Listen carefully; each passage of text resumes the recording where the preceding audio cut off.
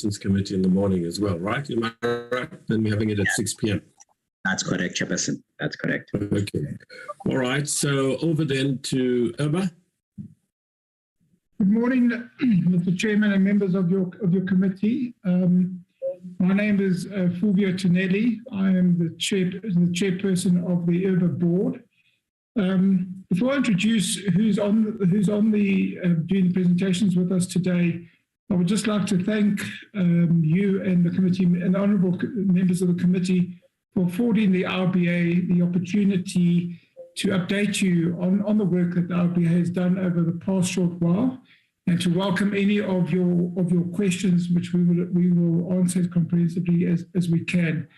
With me today, Mr. Chairperson, is, as I've introduced myself as Chairperson, my Deputy Chairperson, Nadine Fordoen-Hoorn, is the other representative from the board. She's also on screen. And then from the executive team at the IRBA, Mr. Chairperson, we've got Imre Nagy, who is the acting CEO. With him, we've got Rebecca Motsepe, who's Director Legal. In addition, we have Gillian Bailey, who is the Director of Investigations. And then to support us is Lorraine van Spalkbeck, who is the Media and Marketing Manager of the IRBA. Mr. Chairperson, with your permission, I'm going to hand over to Imre to take us straight into the presentation, and we'll go through it, and various members that are here today of the team will present at different opportunities. So, Mr. Chairperson, if you're comfortable, we'll get on with the presentation. Thank you. Yes, please do. And Chairperson, it's not for me to intervene and say next. You just coordinate your team so it flows seamlessly. Okay, so I'm not going to interrupt who's speaking when. Okay, good, sir. Over to you. About 45 minutes, will that do you? Yes. Good. All right. Okay. Thank you. Thank you very much to the IRBA Chair and honourable members and honourable member Karim. Thank you for the opportunity. We prepared a presentation that we shared yesterday. I just want to share it on screen, please. So please let me know if you... Yeah, and Kuleleko, can you facilitate that, please? Yes. Yes, Chair. You can share, sir. But you can speak to it because we got this and we browsed through it and some of us read it. Okay, so we should have all read it, so go for it. Yeah, well, there it is anyway. Can you see it, Chair? Yes, we can see it, sir. Yeah, we can certainly see. Yeah. Thank you. Okay, thank you very much. So basically, I'm starting off the presentation to say, just to clarify that what we're presenting here today is the latest information available to the IRBA based on its 31st March 2022 financial year that just ended. So we did discuss the previous financial year performance and financial information, which was audited in the previous meeting, Chair and Committee. So we will not be repeating what we discussed previously, and which is also in the analysis, but we will give you updated information. But it should be noted that we're still in the process of being audited. So the performance information that we're presenting today is still unaudited. I also want to clarify, Chair, that we did receive the analysis from your committee secretary, and we worked through those analyses and the questions that we could pick or lift out of the analysis we built into the feedback per this presentation. So just an overview of the content of what we will be covering today. So first of all, I'd like to thank this committee for its support in the processing of our Act amendments, which was probably one of the biggest projects that we ran during the 2022 year. And we would really like to thank this committee for helping to fast track the process. And we will therefore give you feedback also on that of where we are and where we closed out that project. So Chair, just in an overview, you will see that there's certain sections. So section 1, we we'll give you an update on previous topics raised by this committee, and we also build that in later in the slides to give you an update on those. We will give you then an overview of the 2021-2022 performance information that we recently submitted to National Treasury. Our chairman will then provide the committee with an update on our governance.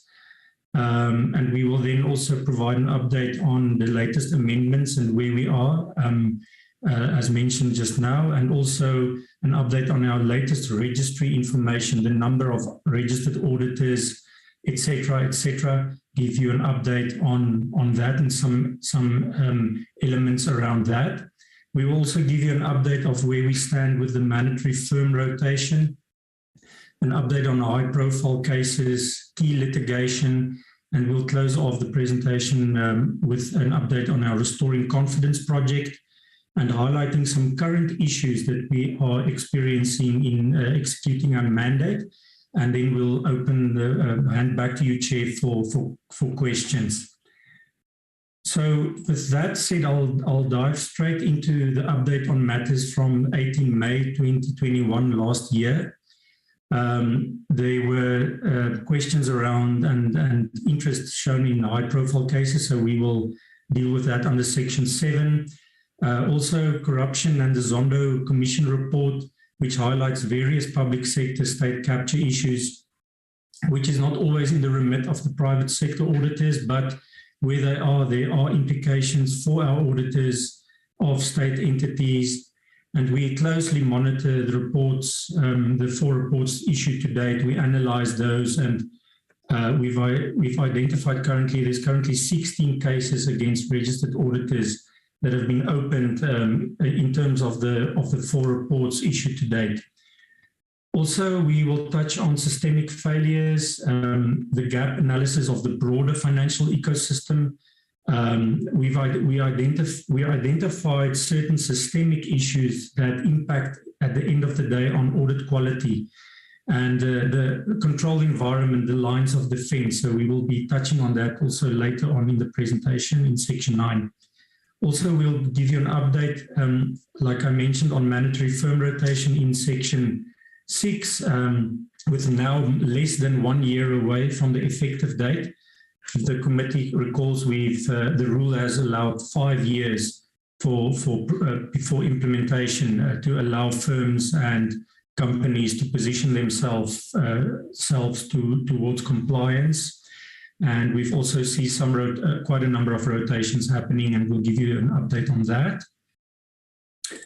Also, unethical behavior and fraud and corruption also featured, and Chair will give you an update also later in Section 9 around the ethical standards that we have adopted and are in the process of enhancing in terms of the definition of a public interest entity and other recent provisions in our International Code of Ethics that is applicable to registered auditors. Also, again, mandatory firm rotation, the market concentration question came up. We will give you feedback on that. Transformation and the lack of transformation in the profession is something that we've recognized, and we'll give you some update and feedback on some of the initiatives that the IRBA has embarked on and is currently doing to address the transformation question. A little bit more about that under Section 5. And then lastly, some challenges due to fragmented regulation. Chair, I think at this stage we are still in a situation where the IRBA only regulate auditors, about 3,600 of them. And there's the broader ecosystem and of governance and accounting bodies, which is still unregulated. As envisaged in the 2013 World Bank ROSC report. That remains, I believe, a systemic issue. And as the board, we have embarked on a number of additional projects to create awareness and to hopefully address those systemic weaknesses. For example, one of the things that is currently quite of concern is that our local accounting standard setting body, the Financial Reporting Standards Council it has not been in operation for a number of years. So currently we're sitting in a situation that where, yes, we have international standards for accountants, but it's not, there is no committee that looks at the bespoke application in a South African environment. That is quite something that is still problematic, and that sits under the standard sector, which is the Department of Trade and Industry and Competition. So, Chair, with that introduction of matters arising from the previous meeting, I will jump straight into section 2 of the presentation to give you an overview of our performance for the last financial year. The first area there is auditing and ethics standards, which we develop and maintain in order to remain internationally, to compete internationally as a regulator and a country that has international standards for auditors. We set targets, Chair, in terms of standards and guidance, as well as issuing additional guidance on ethics, specifically with regards to the IRBA Code of Ethics, which in South Africa, our Code of Ethics is more onerous to local auditors and compared to the international standards. So we have more provisions in our code. Looking forward, you can see, Chair, we've achieved our objectives for the year, and our activities looking forward for the upcoming year will be focused on restoring confidence through audit standards, projects, and standards setting related activities. For example, we are consulting with our stakeholders on priority projects, and the committee work plans are updated accordingly. So we will also continue to support our statutory committees to ensure that we develop and issue high quality international and local standards and ethical standards that addresses our local issues, and to restore confidence, but also to ensure that we remain aligned to international developments. The second area is on education and transformation. There are quite a couple of projects. So the first is there's a number of monitoring visits where we have a team that visit the selected audit firms to sort of measure and inspect the transformation initiatives, the numbers, the trainees, etc., at those firms. That's done on a risk-based selection approach. And we've had an annual target of 42 visits, and we've actually managed to visit 46 firms. We can ascribe the slight increase in visits to the fact that some of the visits had to be done remotely during lockdown and COVID periods of risk. So we're very happy to see that outcome. We also issued our monitoring report through our committee, our education committee, which is a statutory committee in terms of our act. So we've achieved by issuing that report this year, past year. Further on education and transformation, there's a number of projects and initiatives that we've set ourselves, eight initiatives to address transformation in the profession. We've managed to actually produce slightly more than that, so achieved that. And also the number of CPD monitoring reports where we monitor the continuous professional development of our registered auditors in terms of our policies. There were 2 monitoring reports issued as per the target. Some of the initiatives and activities of the Education and Transformation Department is that we continue to strive towards increasing both the number of candidates registering for our entry-level auditing development program. You could see that as people coming into the profession and that are looking to register as auditors in the future. And we're also looking in terms of our initiatives to implement that program successfully to make sure that we get the maximum or optimum number of potential registered auditors through the system. It is also imperative that we continue to improve the quality of that program.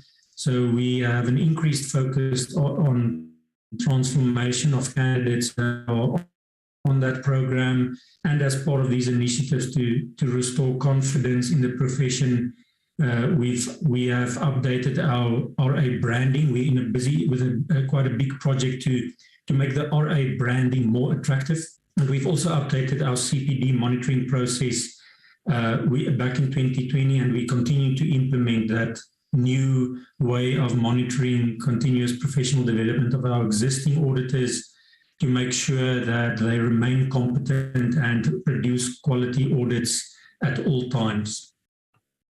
That's the education and transformation side. Actually, I'm moving on then to inspections. The inspections follows a risk-based approach whereby through business intelligence, we have a team that identify where the risks are, either at firm level, audit firm level, at audit client or company level, or even if there's systemic risks identified in the ecosystem. For example, if a particular industry is in trouble, we have a risk matrix approach that we follow that then informs who we inspect, when we inspect, and what we inspect. And we're happy to report that we have achieved the targeted number of inspections that was set for the year. These numbers and these reports are coming from our statutory committee called the Inspections Committee, which is an independent committee that the IRBA serves as secretariat to. So this committee has issued these 121 reports to firms. We are currently busy with a business review process, and we're analyzing the technology that we are using internally within the IRBA to manage and to perform these inspections. We are currently analyzing our IT workflow and data collection analysis processes. And really, this is to aim to enhance the effective operation and our responsiveness in terms of inspections, and also to move to a more proactive, through being enabled through data and data trends and the database. We will be able to actually be more proactive as opposed to doing reactive inspections. So this will also help the risk-based approach, which will help us to optimally allocate the limited capacity that we have in our inspections department to focus on high-risk areas during inspections and to give that feedback to the firms and to audit committees in terms of quality management. We are also looking at implementing in the current cycle enhanced stakeholder awareness, and we have targeted socializing of our inspection outcomes and reports. We, for example, issue an annual report, and we focus the messaging to the groups that we believe will have the most impact. For example, we're issuing both an audit quality indicator report that we issue for the benefit of audit committees to help them when they appoint and reappoint auditors of companies, and then our public inspections report we share with the firms and also with audit committees and other regulators, including SAICA and especially the firm leadership, to assist them in their oversight over external auditors, but also to make sure the quality that the firms produce is of a high standard. We've also embarked on a process to do thematic reports or thematic inspections. So what we do here is we will identify a theme, and then we'll zoom in and visit a number of firms selected, and we'll issue a separate report on that. So one of the themes that we're currently looking at is how do firms monitor their own success of their own implementation plans, which is something that is required in the standards, as opposed to only waiting for IRBA to come and inspect and tell them what's wrong. Firms must have their own internal quality control processes in place. to make sure that they manage quality effectively, that they assess risk and address those risks in their firms, but most importantly that they identify and address weaknesses in their own quality management system. And so, Chair, with that said, one last comment on inspections is that we are looking at succession planning within the department.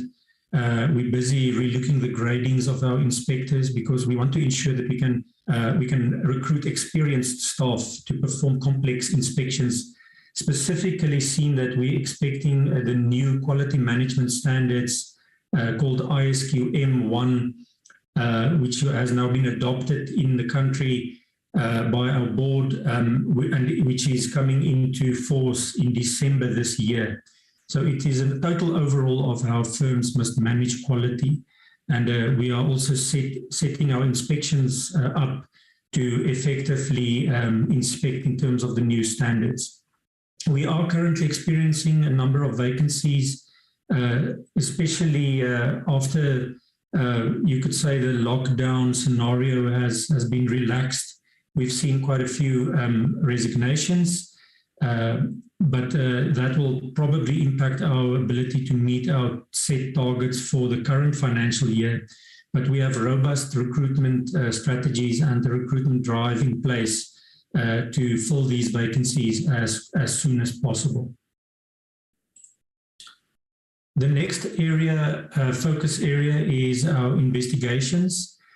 Chair, we are very proud to announce that we've, compared to last year, this year we have achieved and actually exceeded our annual target. We are very thankful that we are able to have increased our capacity within the department, which means that we can do more investigations, and we are working steadfastly to open matters and to reduce the backlog that we've experienced in the last number of years. So it is expected that investigations into some of the high-profile or public interest matters will be finalized in the upcoming year, in line with the board's strategy to get out of a backlog situation and to deal with investigations more promptly, timely, and in a real-time scenario. So in line with our refocused 5-year strategy that was approved in Parliament last year, our investigations department has beefed up their capacity quite significantly, and we'll share a little bit more detailed later on. And we also continue to participate in relevant international initiatives and networks with structures from other audit regulators to continuously develop and benchmark and implement enhanced mechanisms of investigating and adjudicating alleged auditor improper conduct in line with global trends. So we want to be seen to benchmark internationally in terms of our own investigations as well. Our disciplinary targets we've also achieved in terms of our detailed disciplinary strategy and plan. So we're happy that we've achieved that as well in the 2020 year. So the strategy, just for some background, this strategy was approved back in 2021 following a benchmark research exercise, and this strategy had 46 deliverables that we plan to implement over a period of 2 years. In this 2022 financial year, we've delivered 26 of the 46 projects, and the remainder of these of the strategy will be implemented in the current financial year.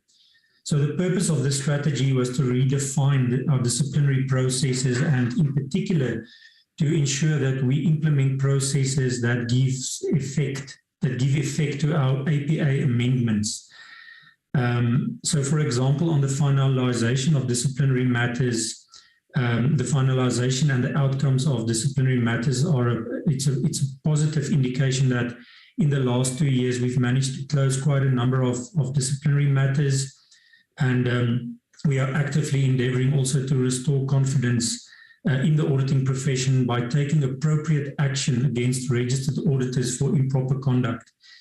We are confident that the outcomes will serve as a deterrent to RAs from neglecting their duty to protect the financial interests of investors and the public at large. And they will ultimately improve audit quality. We believe that acting as a deterrent, successful disciplinary action will definitely assist in restoring confidence in both the profession and in the regulator in particular. With regards to the development and implementation of the rest of the strategy, so we have successfully benchmarked our processes against local and other regulators in a bid to ensure that we align to best practice, as mentioned. And to this end, a holistic review of the current processes was undertaken. Our disciplinary process and strategy was, and the implementation plan was improved and enhanced to aid in the redesign of our current processes to be more effective. So the full implementation of our strategy is set for this financial year, and it will this will see the delivery of a number of projects aimed at ensuring that we meet our objectives through our disciplinary processes. There's a little bit more detail on some of the projects and cases later on in the presentation. The next area, these are more operational targets. The first target there is around clean audit. So we have set ourselves a target to get a clean audit.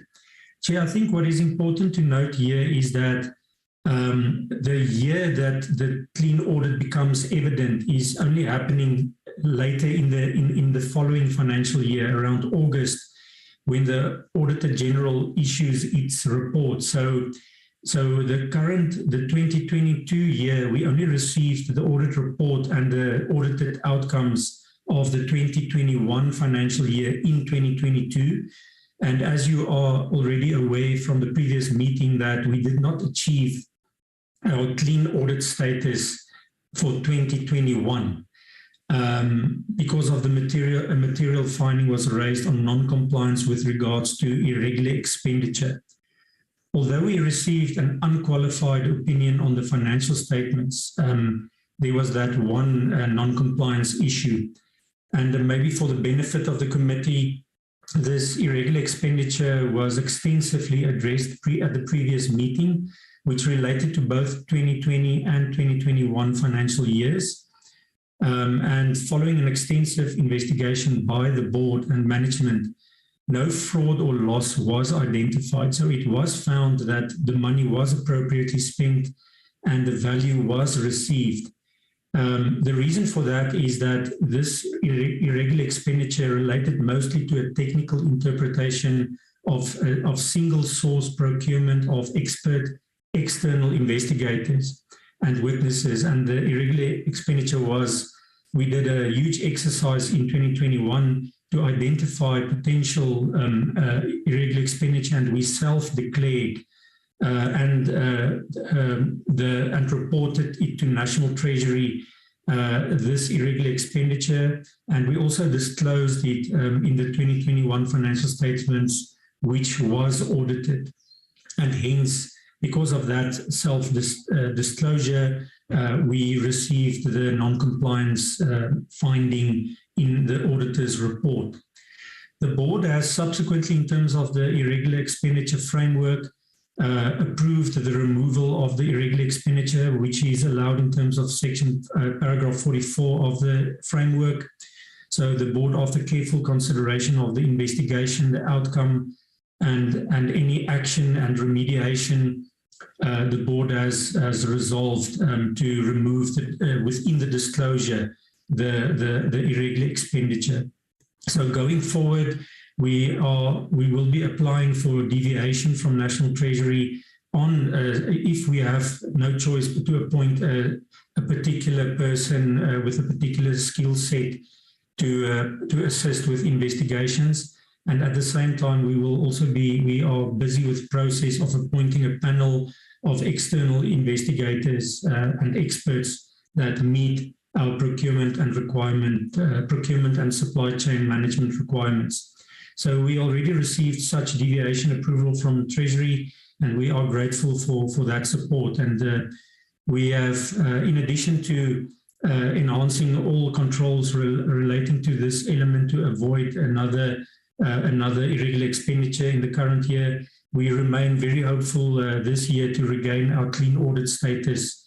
And the audit has just commenced, Chair, and we're looking forward and cooperating with the Auditor General, and then we're looking for a positive outcome. Chair, the next one is also, we really very slightly missed our 100% target of paying some of our smaller suppliers within 30 days. That was because of a few number of invoices were not processed within 30 days, unfortunately, but we have subsequently beefed up our controls to timely process those payments. Also, still on the operational effectiveness, so we've achieved another target around SMMEs, and then we have also had one target around our BEE, which is specifically to management. We have unfortunately not achieved that percentage by, well, the annual target in our plan is 17%, but we've managed to only reach 14.79%, and that is purely because of the current CEO and direct operation vacancies, which is in the process of being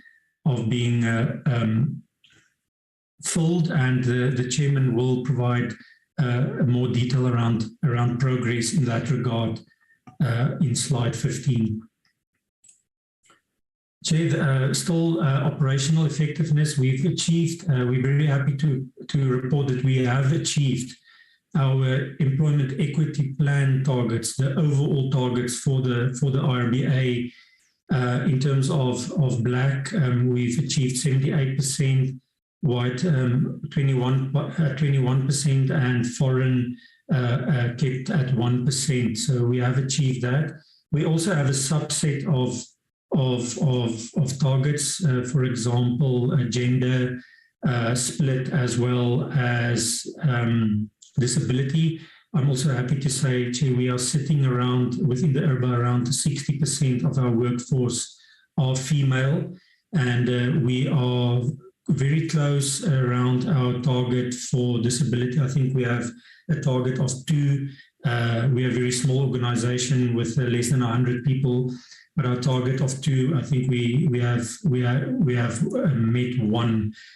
We have appointed 1 person with a disability, and we're looking for another person for disability and giving preference to somebody with a disability in our process, recruitment process. The last target that I'm reporting on is our, we had the previous board has set a target to do an employment survey, employee survey with regards to alignment to the goals and values of the IRBA. The board has resolved that for now this indicator was suspended until the next following financial year because of the CEO and Director Operations vacancies, which we felt is a critical element in setting a culture, and to do a survey now on culture would be premature. So we will be waiting to have those positions permanent for at least 6 months before we conduct such an internal survey. So, Chair, with that said, I am then closing off the performance feedback and moving on to the governance update. I'm then handing over to our Chairman, Mr. Tonelli. Yeah, thank you, Imra. Chair, I'm conscious of time, so we'll move with a little bit of speed through the remaining slides. So Chair, the previous Minister of Finance appointed 10 board members last year in June. So close to, in a month's time, will have been in office for a year. I think we've brought the necessary level of stability to the board, given the sort of recent history that we inherited. One of our board members did step down at the end of March, but that was purely related to the fact that the individual joined a firm of registered auditors, and in terms of the act that governs us, the individual needs to be independent of the profession, and therefore needed to step down. I'm comfortable that from what was envisaged in the Act, that we have a group of board members now that have the necessary experience, qualifications, and particularly importantly, the independence from the audit profession. Chair, from a transformation perspective, just to give you some stats, 78% of our board members are from the sort of ACI category, and 67% from a gender perspective of our board are females. Chair, I would say that the board has functioned through a period of stability since our appointment. Our board subcommittees and statutory committees are fully constituted and have carried on with their work. Then moving on to the, as alluded by Imre, to the CEO recruitment process, we continue to follow a rigorous headhunting process. Regrettably, we've not yet found an individual suitable enough to make the appointment. It is a critical appointment for us to make. And we're really looking for an individual, besides all the sort of standard requirements you'd expect a CEO to have, but an individual who can bring strategic vision to the future of the profession and us as a regulator. Having said that, Chair, I think that the comment around leadership stability has been demonstrated that despite the fact that there are two acting positions on the executive, each of the executives have delivered on their statutory mandates fully during the period that we have been on board as a board of directors, and there has been virtually no disruption in terms of delivering on the functions of the board, particularly the statutory functions of the board. Having said that, I do recognise that the need to fill the acting vacancies is urgent, and we hope to be able to do that in a short space of time. Chair, I'm going to hand over now to Rebecca Motsepe to deal with some of the remaining slides. Thank you. Rebecca? Thank you very much, Chair. Good morning, members. I'm going to take you through our efforts to implement the Auditing Professions Amendment Act. The committee would recall that following the presidential assentment to the APA amendments on the 26th of April 2021, we had a number, excuse me, there were a number of provisions in the new act that were aimed at strengthening the governance as well as the independence and our enforcement powers. Accordingly, the board adopted an 11-point implementation plan to the APA amendments to ensure that we give effect to our obligations in terms of the act and to ensure that we comply as an organization. Of the 11 deliverables, we were able to successfully deliver as of today on 10 of those deliverables, which include the promulgation of our regulatory strategy, the amendment of the disciplinary rules, which now includes detailed procedures on search and seizure, on the conduct of search and seizure processes, as well as the referral of non-audit matters to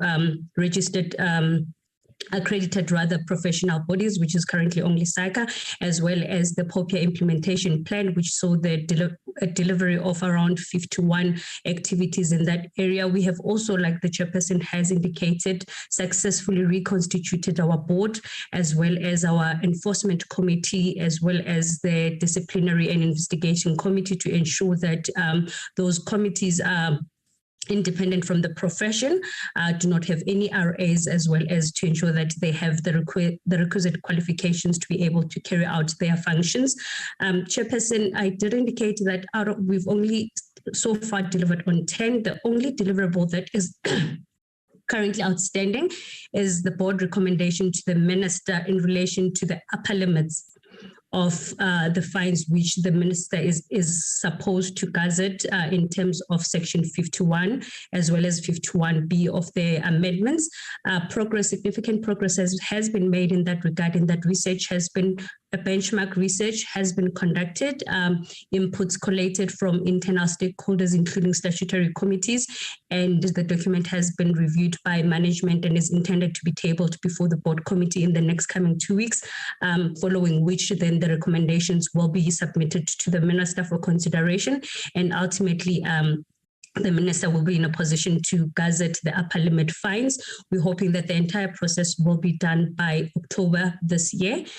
Chair, there hasn't been any significant challenges experienced by the delayed gazetting of the upper limit fines, mainly because these are fines that will only be applicable to improper conduct that is reported, investigated, and referred either to the Enforcement Committee or Disciplinary Committee after the promulgation of the Act. So these are acts of improper conduct that would have been committed after 26 April 2021. So since we are currently still battling with backlog at investigation stage, we are anticipating that these type of matters or improper conduct that occurred after April 2021 will only be dealt with in the next 12 months or 18 months to come. So Chairperson, the current matters that are being dealt with by both the Investigating Committee and Enforcement Committee, as well as the Disciplinary Committee, are those in relation to which the old sanctions are applicable. Therefore, there hasn't been any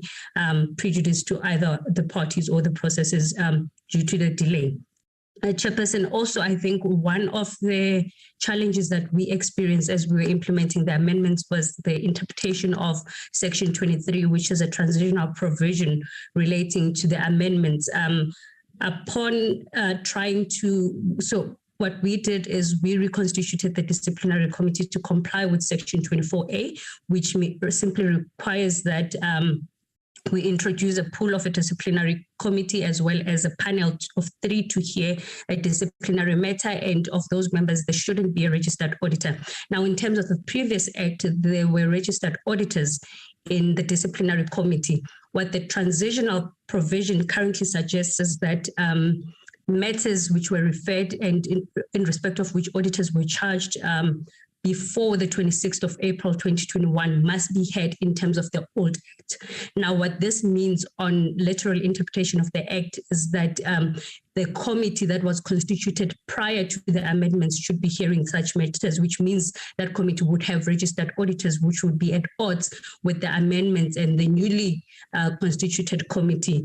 Accordingly, we did engage with the National Treasury in this regard, and following substantive engagements, it was agreed that we would then move for the amendments of the relevant provisions, being Section 23. The National Treasury did, in fact, amend the Act. The Act was again published for public comments, and we have been advised that it is due to go before the relevant committee parliamentary platforms. We are hopeful that this will be done at least by the end of the second quarter. While this affects matters in respect of which auditors were charged prior to the amendments, it does not affect matters in respect of which auditors were charged after 26 April 2021, in respect of which we can proceed to, we can continue to have hearings, Chairperson. Chairperson, now moving to registry information.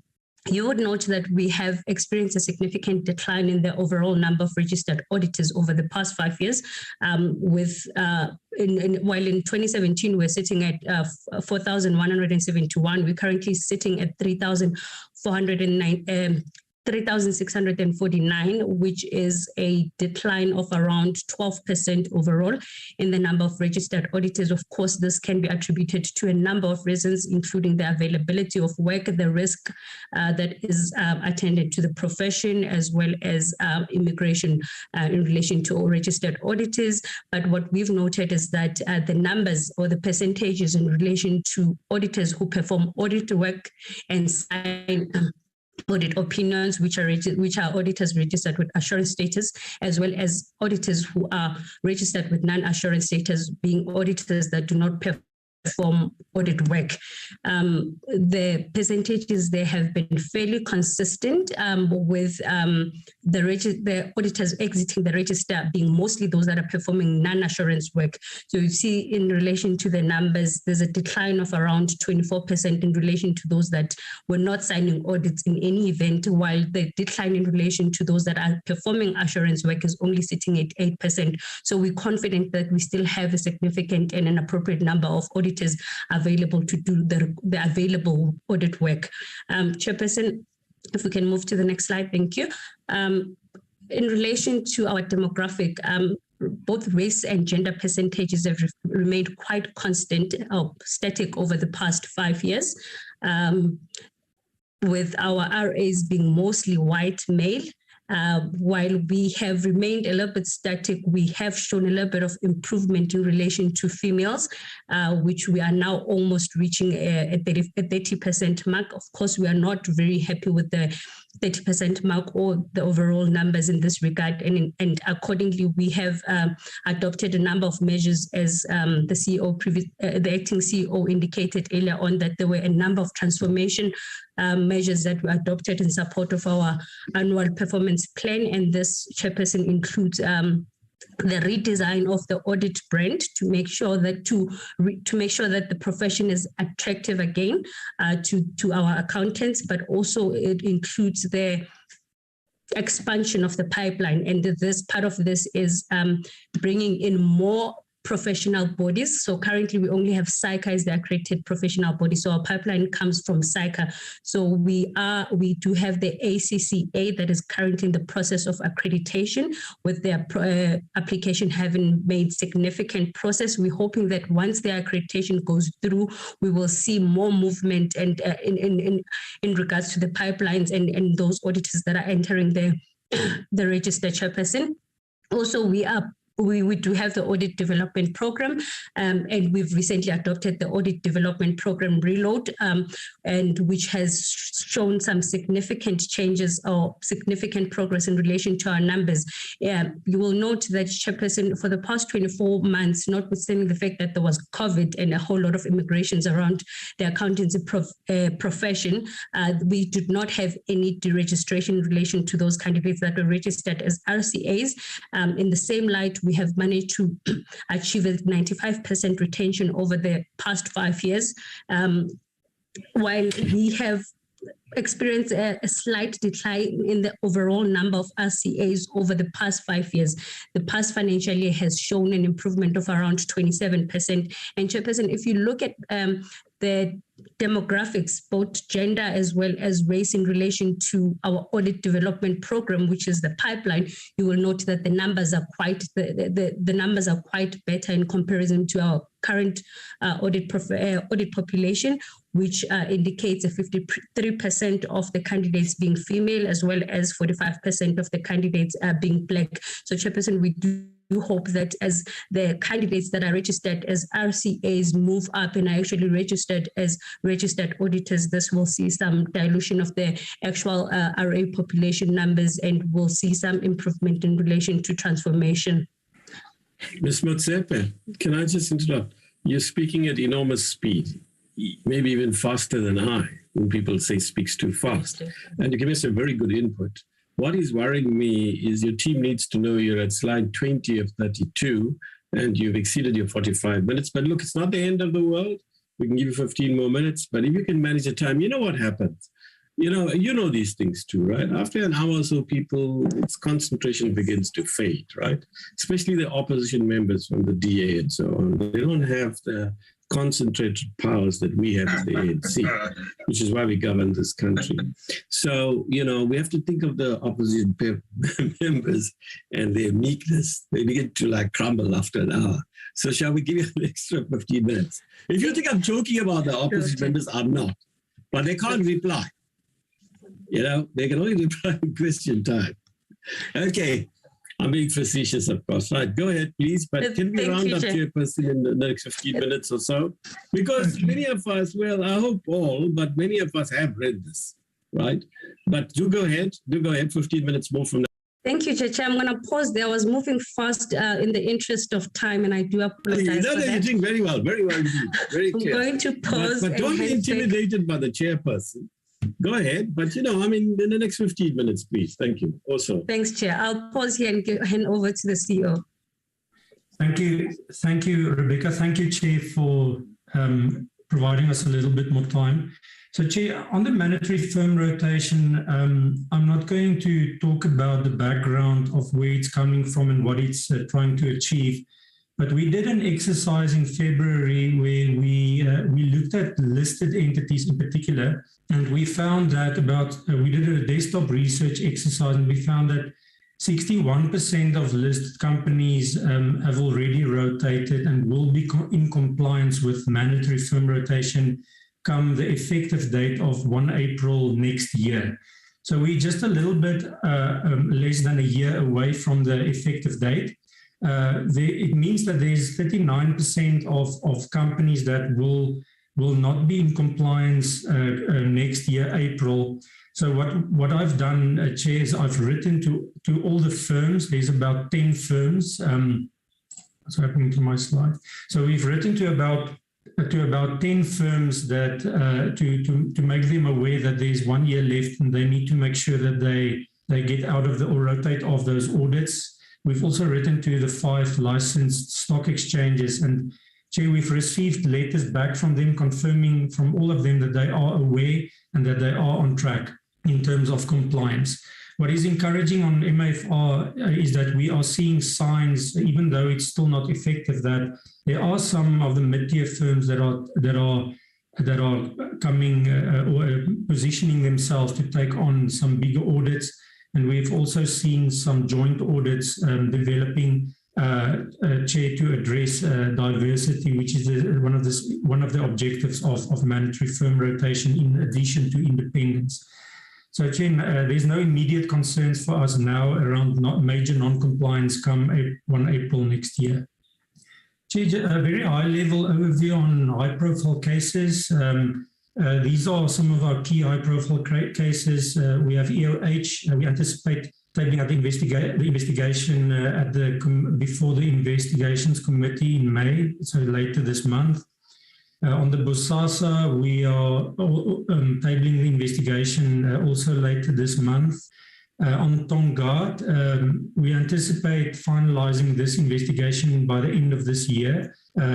As you know, Chair, as the committee members might be aware, there was also a civil arrest of an auditor, which is unprecedented, that we also have to now work with the Commercial Crimes Unit, and we're engaging and cooperating with the Commercial Crimes Unit on that investigation, but we'll probably have to our investigation will run independently, but we'll probably have to wait for that civil outcome to conclude first. And on Steinhoff, Chair, that investigation, which is very complex, multi-jurisdictional, and there was also a delay in obtaining some key information. So there's that investigation is still in progress. In addition to that, Chair, a number of other cases, some of them which are moving probably to a disciplinary hearing, and some of them are further advanced in terms of a hearing, which we plan to set down later this year on Eskom, Transnet, and SAA around the SAA CFO. So as well as VBS, Chair, is still in progress in the investigation side. Not always easy to conclude on these matters as soon as one would want to, but these matters are set down for later this year to conclude. Then, Chair, I'm moving a bit faster. Just to say that we are happy to announce, and as you would have seen from the performance, that with the caretaker board's blessing to increase our capacity investigations, we managed to improve the capacity from 4 to 9 investigators, and we've set ourselves a target to get rid of all, if all the 9 investigators stay, of course, we set ourselves a target to get rid of the backlog in the next 18 months. And we're looking forward to September next year, hopefully to be back on a real-time basis for investigations. Chair, I'm not going to take you through in the interest of time. We're just sharing the investigations and the disciplinary process. It's 2 distinct processes run by 2 distinct and separate committees in terms of our Act, but the committee is welcome to look at the process that we've set out in the slides there. Chair, Rebecca can, at a very high level, just quickly talk about key litigation, and then we'll wrap up the presentation. Thank you, Amber. Chairperson, the committee would have noted from recent media publications that we do have two main litigation currently ongoing, and one being the review of the mandatory audit firm rotation. Both of these applications were filed by the same professional body or member body, being the Eastern District Members of Chartered Accountant. Chair, we received the decision of the court in relation to MAFR sometime in December last year, where the application to review the mandatory audit firm rotation on the basis that the IRBA was not authorized to introduce the rule, and or the rule is quite vague and ambiguous, was set aside, was dismissed by the court in favor of the IRBA. However, in January 2021, the applicants then filed an application for leave to appeal the decision of the High Court, which application was duly opposed, and the court had dismissed that application again with costs. Subsequent to that, the applicants then petitioned the Supreme Court of Appeal around 22 February 2022 for a direct appeal to the Supreme Court of Appeal. We have since received a directive from the Supreme Court of Appeal referring the matter for oral argument. This will take approximately 3 months, within which the parties have been directed to file certain documentation. So, Chair, that matter is still ongoing and we are still opposing it. But as it stands, it does not affect the implementation date of the MAFR. Unfortunately, Chair, sorry. The second matter, Chair, is one that actually threatens the IRBA's financial stability. Chair, this application was issued both in 2019 as well as 2020 and aimed at reviewing the IRBA fees in relation to the fees that we charge to auditors. Unfortunately, sometime this year, early this year, we received in April, a judgment of the High Court which found in favor of the applicants and set aside a number of all significant fees that are currently charged by the IRBA. This includes assurance fees, this includes increases on registration and reinstatement fees, as well as other administrative fees that we had gazetted. Chairperson, following legal advice as well as engagement with our senior counsel, the board took a decision to take the matter on review. On appeal, Chair, for a number of reasons, Chair. Having studied the judgment, we were advised that we noted that there was a significant errors made by the judge in relation to some of these fees that were set aside and or the order that the judge had admitted on us. Chairperson, the leave to appeal was duly filed on the 6th of May, and we are now waiting a date of hearing from the registrar of the court, after which we will know whether we can continue with the appeal or if we have to petition the SCA for a direct appeal. But on the side also, the board has indicated and has written to the office, to the National Treasury, to initiate some engagement on what happens if the court does not find in favor of the IRBA. Chairperson, we also have another review application that is currently ongoing, and this one relates to the previous auditors of Shemex. This is a current disciplinary hearing matter. However, following a ruling of the disciplinary committee refusing the recusal of some of its members, the auditors then decided to take that particular ruling to the High Court for the purpose of a review.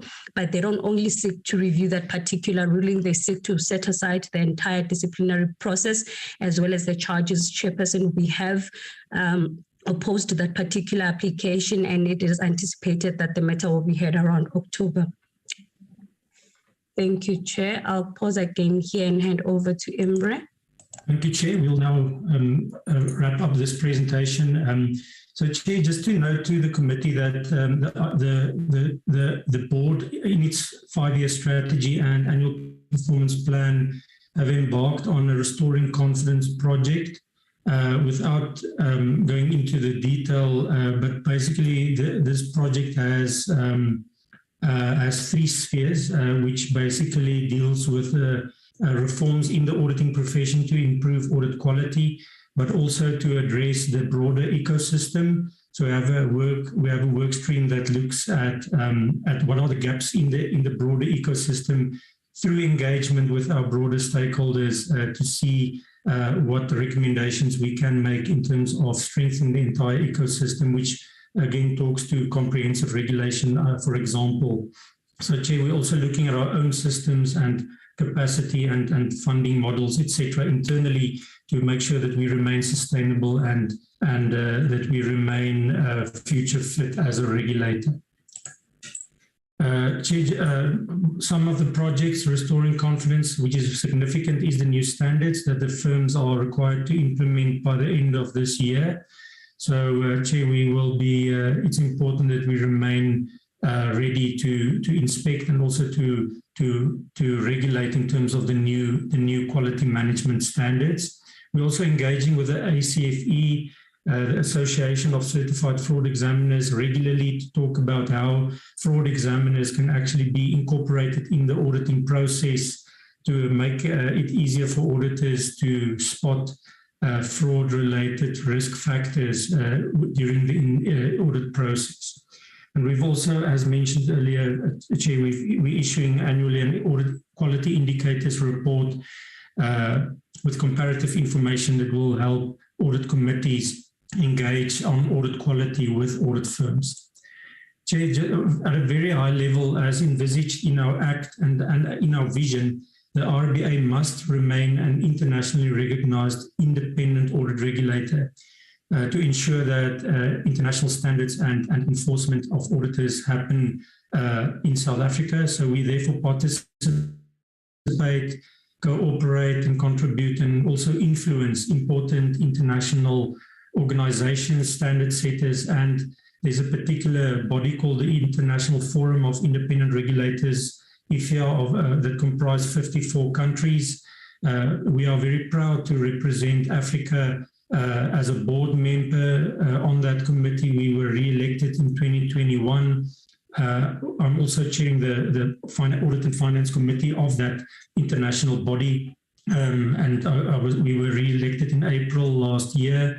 And we're also serving on a number of working groups and chairs. We serve on also we have serving on the African Forum of Independent Regulators as a founding member and deputy chair. Chair, current issues. Rebecca has touched on an issue around our funding model that is not sustainable. Even in our 5-year strategy, we highlighted, and in our annual performance plan that we submitted to Treasury and Parliament, we highlighted the fact that our current model is no longer sustainable to fund our core mandate and the expansion and growth of the IRBA.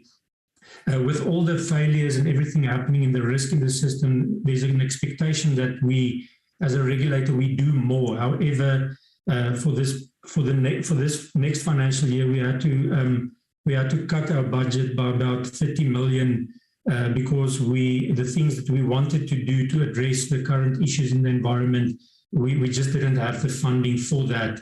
So this will have a significant impact on our sustainability. Chair, the current way we fund it is we funded 70%, around 70% from the auditing profession, and that is growing every year above CPI. We're getting about 30% of our funding from Treasury, and that is not growing in line with CPI. So it means that we're passing on the differences to our auditors, which over time has become a problem as it now creates perceptions around our independence, because we are reliant on the funding that we receive from those that we regulate. So Chair, that's something that it's a current issue that the board has recognized, and we're embarking on seeking an alternative fee model, and we'll be doing some research and come up with recommendations within the next 12 to 18 months, hopefully. Chair, a comprehensive regulation, I'm not going to talk again. I think I've addressed the issues in the broader ecosystem. We desperately need regulation of accountants in the country to plug the gaps in the broader financial reporting ecosystem and reduce the risk and increase the accountability of accountants. And also the fact that the standard setter is not functioning for accounting standards is something that we are engaging with the DTI and SIPC on. Chair, I'm handing then back to our Chairman Fulvio, to Mr. Tonelli on the last item, and then to close out this presentation.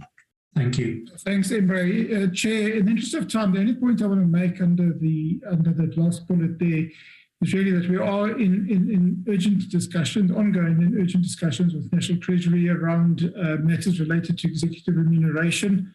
Clearly, what we are trying to protect is to make sure that we do not lose some of our senior and highly experienced executive staff so that we can continue to deliver on our regulatory functions without disruption. And therefore, there is ongoing engagement with National Treasury on the matter. Chair, that's where I'm going to pause. Thank you very much for hearing us out. Thank you for the extra 15 minutes indulgence, which we appreciate. We're now ready to answer questions from you and your honourable members of the committee. Thank you very much. Thank you to the IRBA officials. Over to members. Let me see whose hand is up. I see Dennis is up. Who else is there? I'm sure Zulani will come in a moment. Okay, right. Excuse me. Go ahead, please. Dennis? Thanks very much, Chairperson. Good morning, everybody. And thanks to IRBA for attending and for the presentation. Chair, just as an opening comment, I think I'd like to start by saying that the apologies were delivered at the beginning of the meeting. Quite obvious was the absence of an apology from, sorry, I see my connection's unstable. I'm turning my video off. So there was no apology given for the minister or the deputy minister. And, you know, I know Dr. Mokachane is still with us from June. Supposed to be, but Dennis, they were not invited. That's not the norm. Why would the minister and deputy minister or the deputy be invited to the presentation by a public entity? That's not the norm in this parliament. So I'm not sure who said they were invited.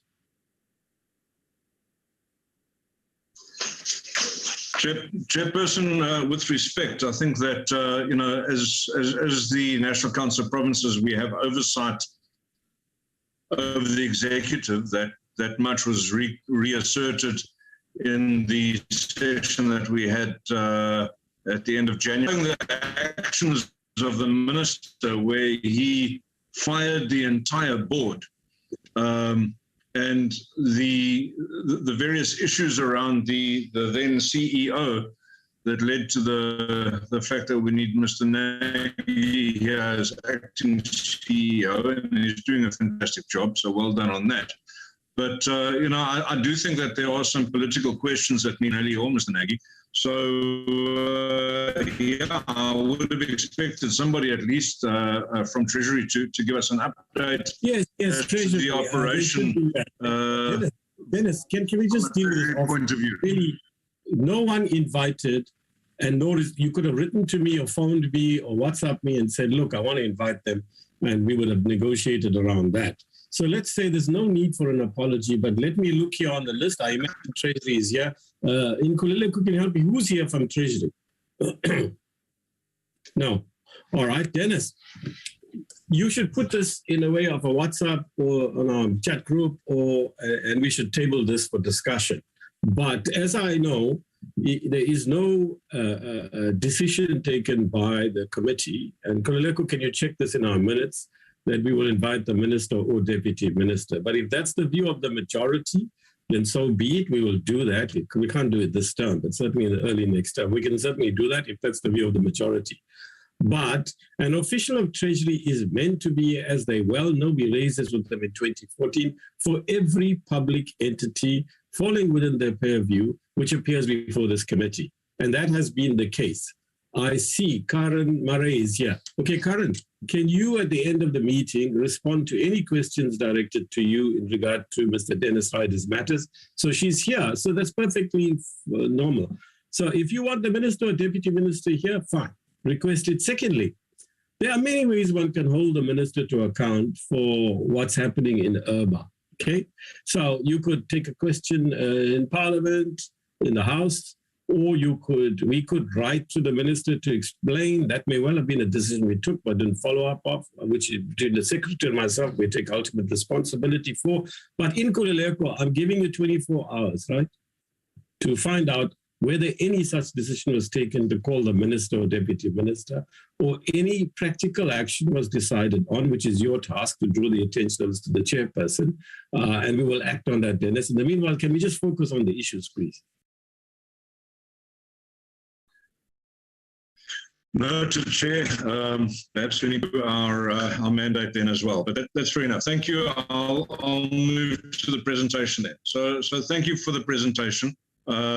Perhaps, Mr. Tonelli, you can tell us how the new board is fitting in and how things have settled down.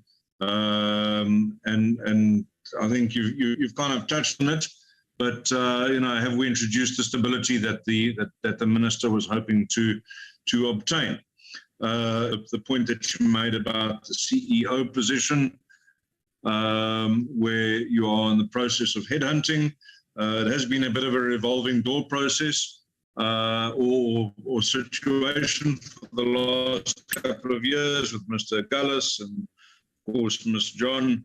And, as I say, Mr. Nagy appears to be doing a very good job as CEO. So looking good as from an acting point of view. But obviously that's coming up for nearly a year now, and I think that it probably needs to be stabilized. So good. Just on the presentation itself, there was slide 5. There was a comment about the fragmented regulation and the statement that only auditors are regulated. And there was a little bit of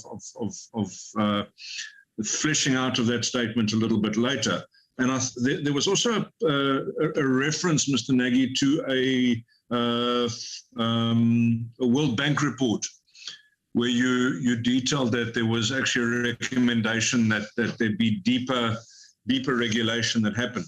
Can I ask you, sir, if you can just submit the details of that report to our secretariat for onward transmission to members? I would be most interested to read those recommendations and see how we are implementing them, how we're planning on implementing them as a country, and whether there is in fact a plan. Use written questions for that chairperson to get to that detail in the absence of the ministry, or perhaps Ms. Maria can talk to us about whether there is any further move to broaden the regulation of other people in the accounting industry. There was a throwaway comment which I think needs substantial more investigation and discussion about the Financial Reporting Standards Council not being functional, or not. That Financial Reporting Standards Council was established in terms of the Companies Act 2008, and so it's a statutory body.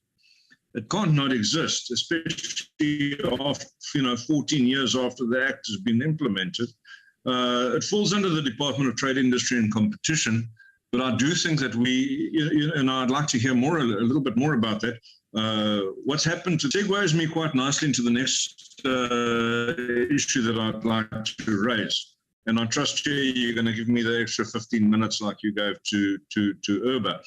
But it relates to ESG and greenwashing and the reporting issues around this. Now, ESG is the environmental, social, and governance aspect of a company, which has become all the rage these days. And I've noted that a number of the banks are starting to place certain conditions on advances in terms of environmental, social, and governance requirements that they're pushing forward.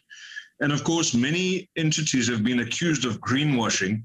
In other words, reportedly being, putting a certain, any kind of standard, or is there any move towards looking at how that type of reporting can be audited?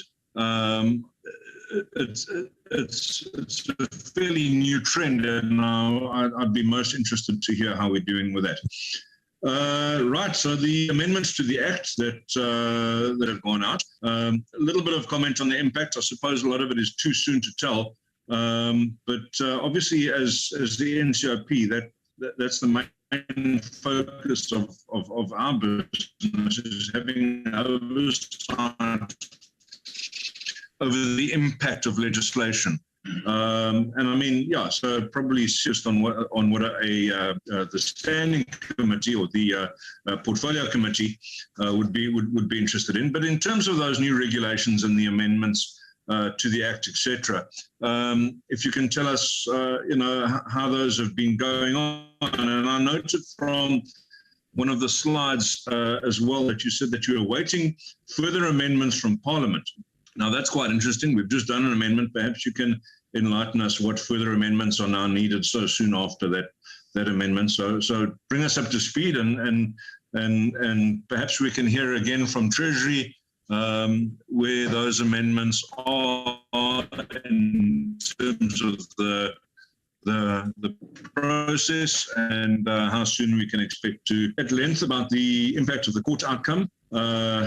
And I mean, I note that you're appealing the various court cases, and which is quite surprising because that judgment, certainly the second judgment, was quite scathing, relating to the fees and the way that was carried through. So, I think it's fairly ironic that straight after talking about appealing the court cases, you talking about restoring is not necessarily a thing that you can comment on. But I'd like to know, what is the impact of that court judgment on the financial sustainability of IRBA?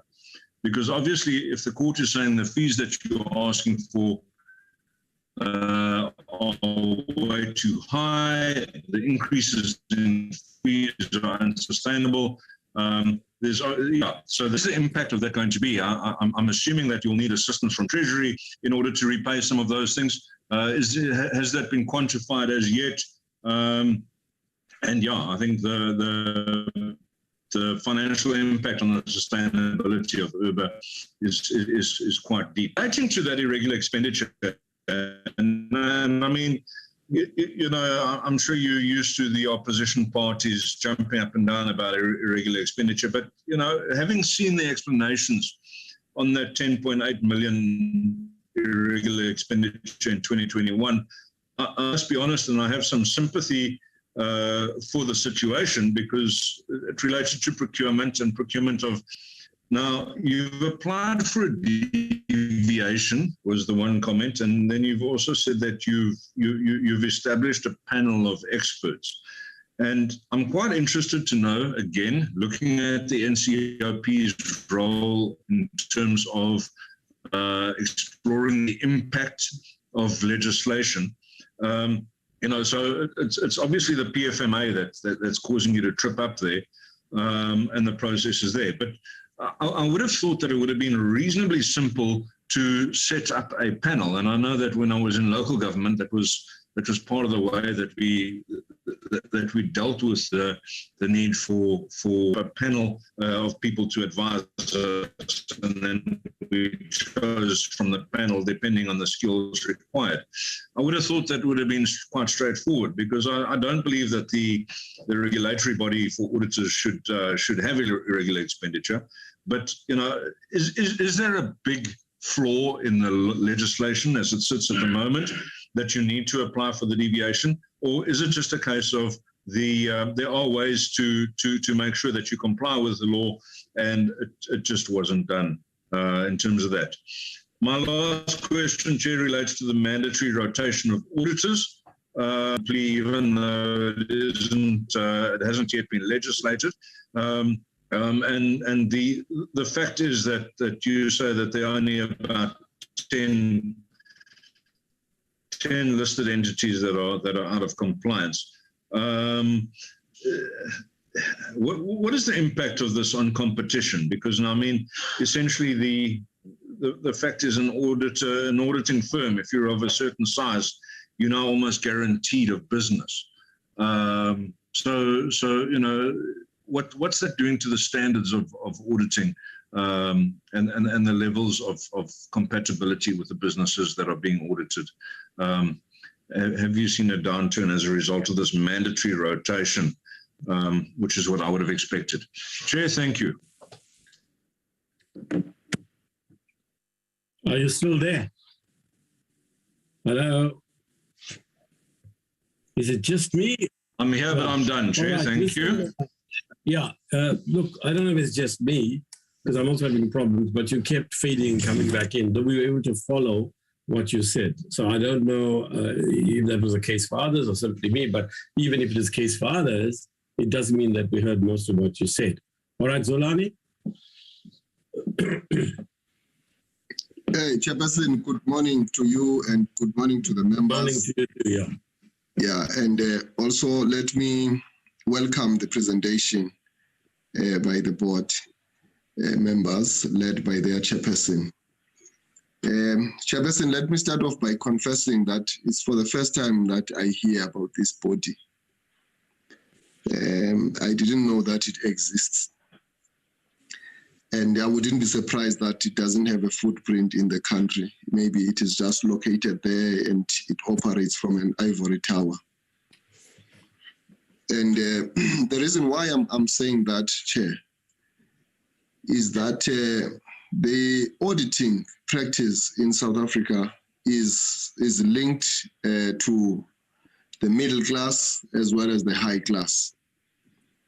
It's very difficult to access auditors because they are very expensive, very, very much expensive. It's similar to the issue of the lawyers. And I speak here on behalf of the toiling masses of our country who in their own areas, even if they have registered cooperatives or NGOs or NPOs, when they try to access funds, which are grants and so on from the institutions of state, they are expected to have audited statements.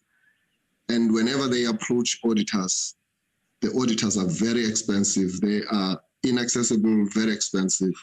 And therefore people cannot really, and that's why I call it a high class issue. And I want to put it to this body that this thing cannot go without being attended to. I think there has to be a degree of balancing the scales in the country with practices like auditing, so that all citizens can have access to them, especially if there are treasury regimes that compel people in their own areas to have audited financial statements. Therefore, it stands to reason that auditors must not use a one-size-fits-all when they charge. They should look into assisting the poor. There has to be some kind of a measure that gets taken that when you are auditing a cooperative or an NPO that operates in an area where it's rural, but it also seeks to assist the poorest of the poor, you can't charge them exorbitant fees. You know, in that way, we will get to know about your existence. The reason why we don't know about your existence is that you don't matter to us because we don't matter to you.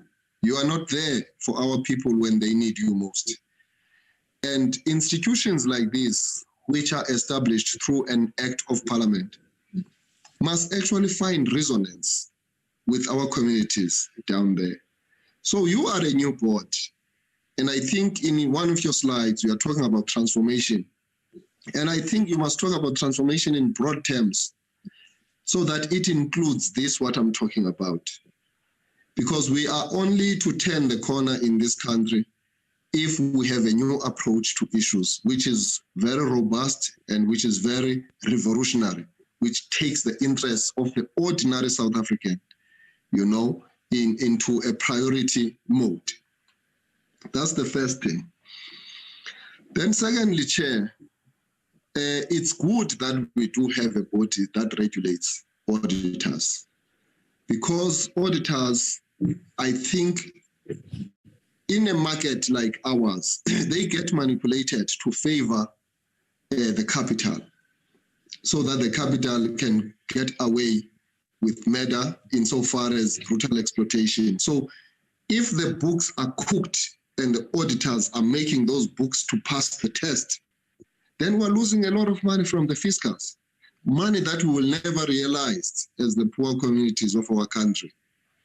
So you have a huge responsibility to ensure that actually what gets submitted as audited financial statement is looked at through the eye of the needy, to make sure that there is no money that goes under the table.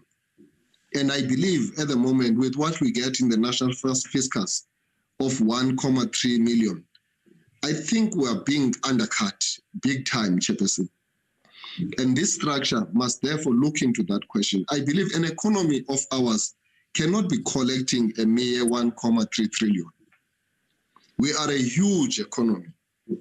And I believe we are beaten exactly at a point where papers are submitted and they are cooked. And this culture of cooking, it's long in this country. It predates the new dispensation. And what we have done with structures like this is a cut and paste in terms of what we do. I think we need to have a relook in terms of how we actually look into auditing so that we get the money that we deserve. And lastly, Chair, I am not sure because I was having unstable, what you call here, signal. I just want to check. I see that the Zondo Commission report features here and there are follow-ups on those matters. I would have been very keen to hear about the Steinhoff issue, which is a clear example of where auditing is found wanting in this country. Because it is not just an issue that is criminal, but it is directly linked to issues of auditing. And I would love if I could be told as to what has this body done with regards to that matter. Because it's a matter that is being swept aside and as if it doesn't have an impact to us. Chair, you know, the majority of South Africans are consumers. That's their money in one way or the other if you look at it, directly and indirectly. Steinhoff is an entity that became a huge giant that it became through the sweat and the blood of our people. And therefore, we can't just be told that certain shenanigans happen just like that, and then there is no one who is made to account. It relates to auditing issues. And I think colleagues like Honorable Dennis, they must also be very sharp on those matters. We want to hear them. It should not only be us who represent the Revolutionary Front that must be talking about this. Even people who claim to represent a free market must come up and say the gross non-disclosures and dishonesty that is happening in the private sector must be put to scrutiny.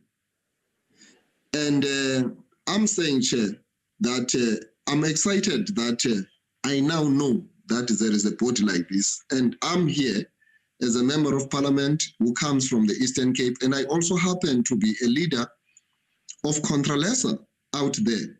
It's so difficult to get auditing statements, even for a board like that, established as it is, because of the expensive nature. So we would be appealing to them and we'll also interact with them even beyond this point, beyond this presentation in this particular committee of parliament.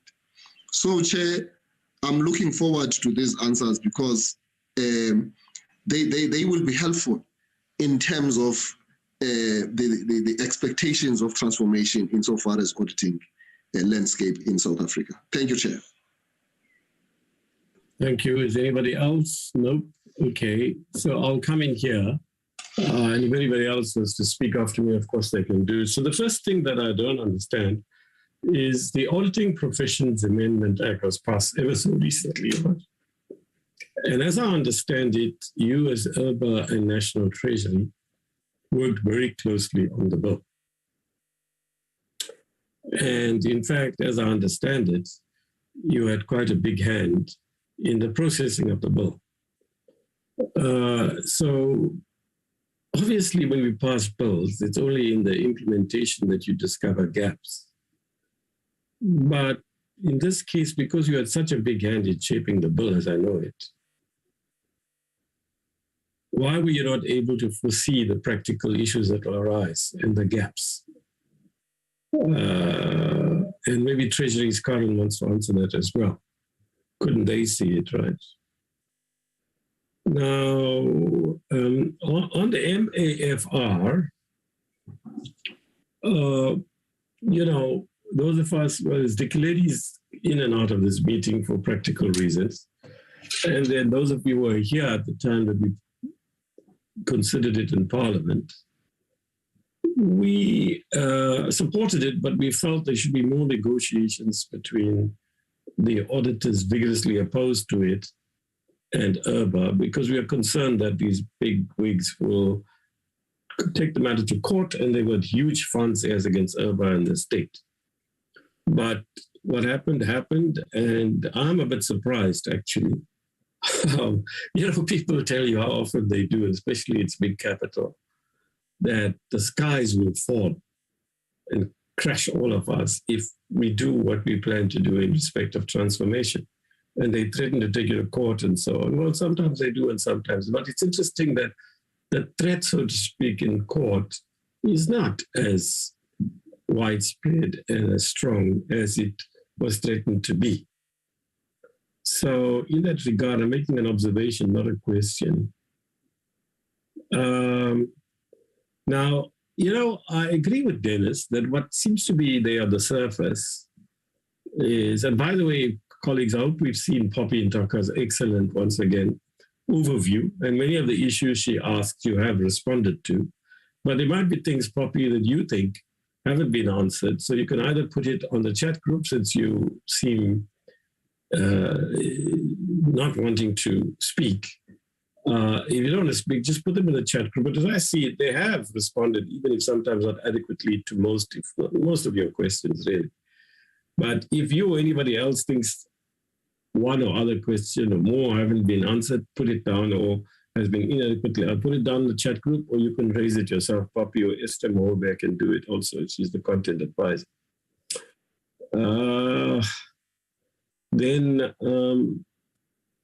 Look, I don't know what to make of this, but you're saying 39% are not yet ready and at risk, as you put it, in affecting MAFR. And you're doing what you can. But just remind me, if it doesn't happen, what are the penalties? I've forgotten. What are the consequences if you don't implement by the 1st of April next year? Then on the clean audit, as I was saying, I mean, I understand what Dennis is saying. To me, it seems, you know, it's not the end of the world.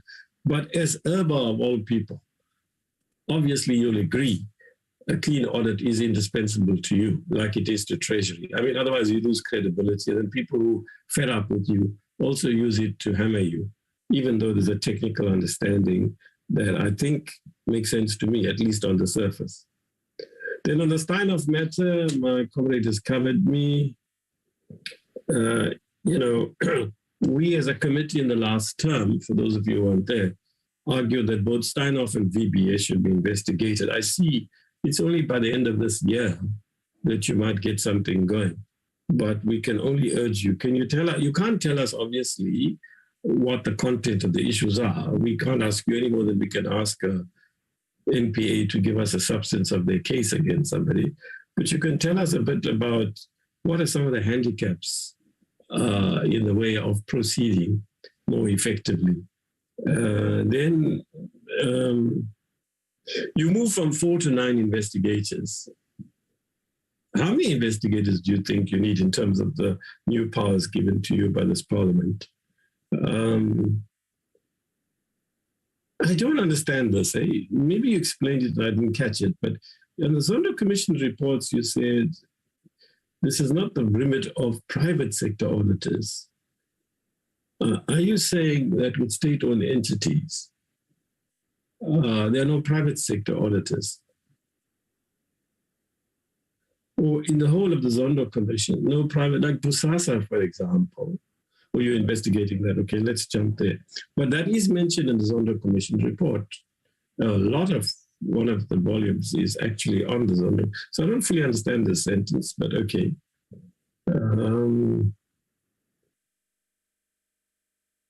You talk of systemic issues, impacting audit quality. I don't fully understand that. I heard you later, but I couldn't follow, right? Then you speak of professional skepticism.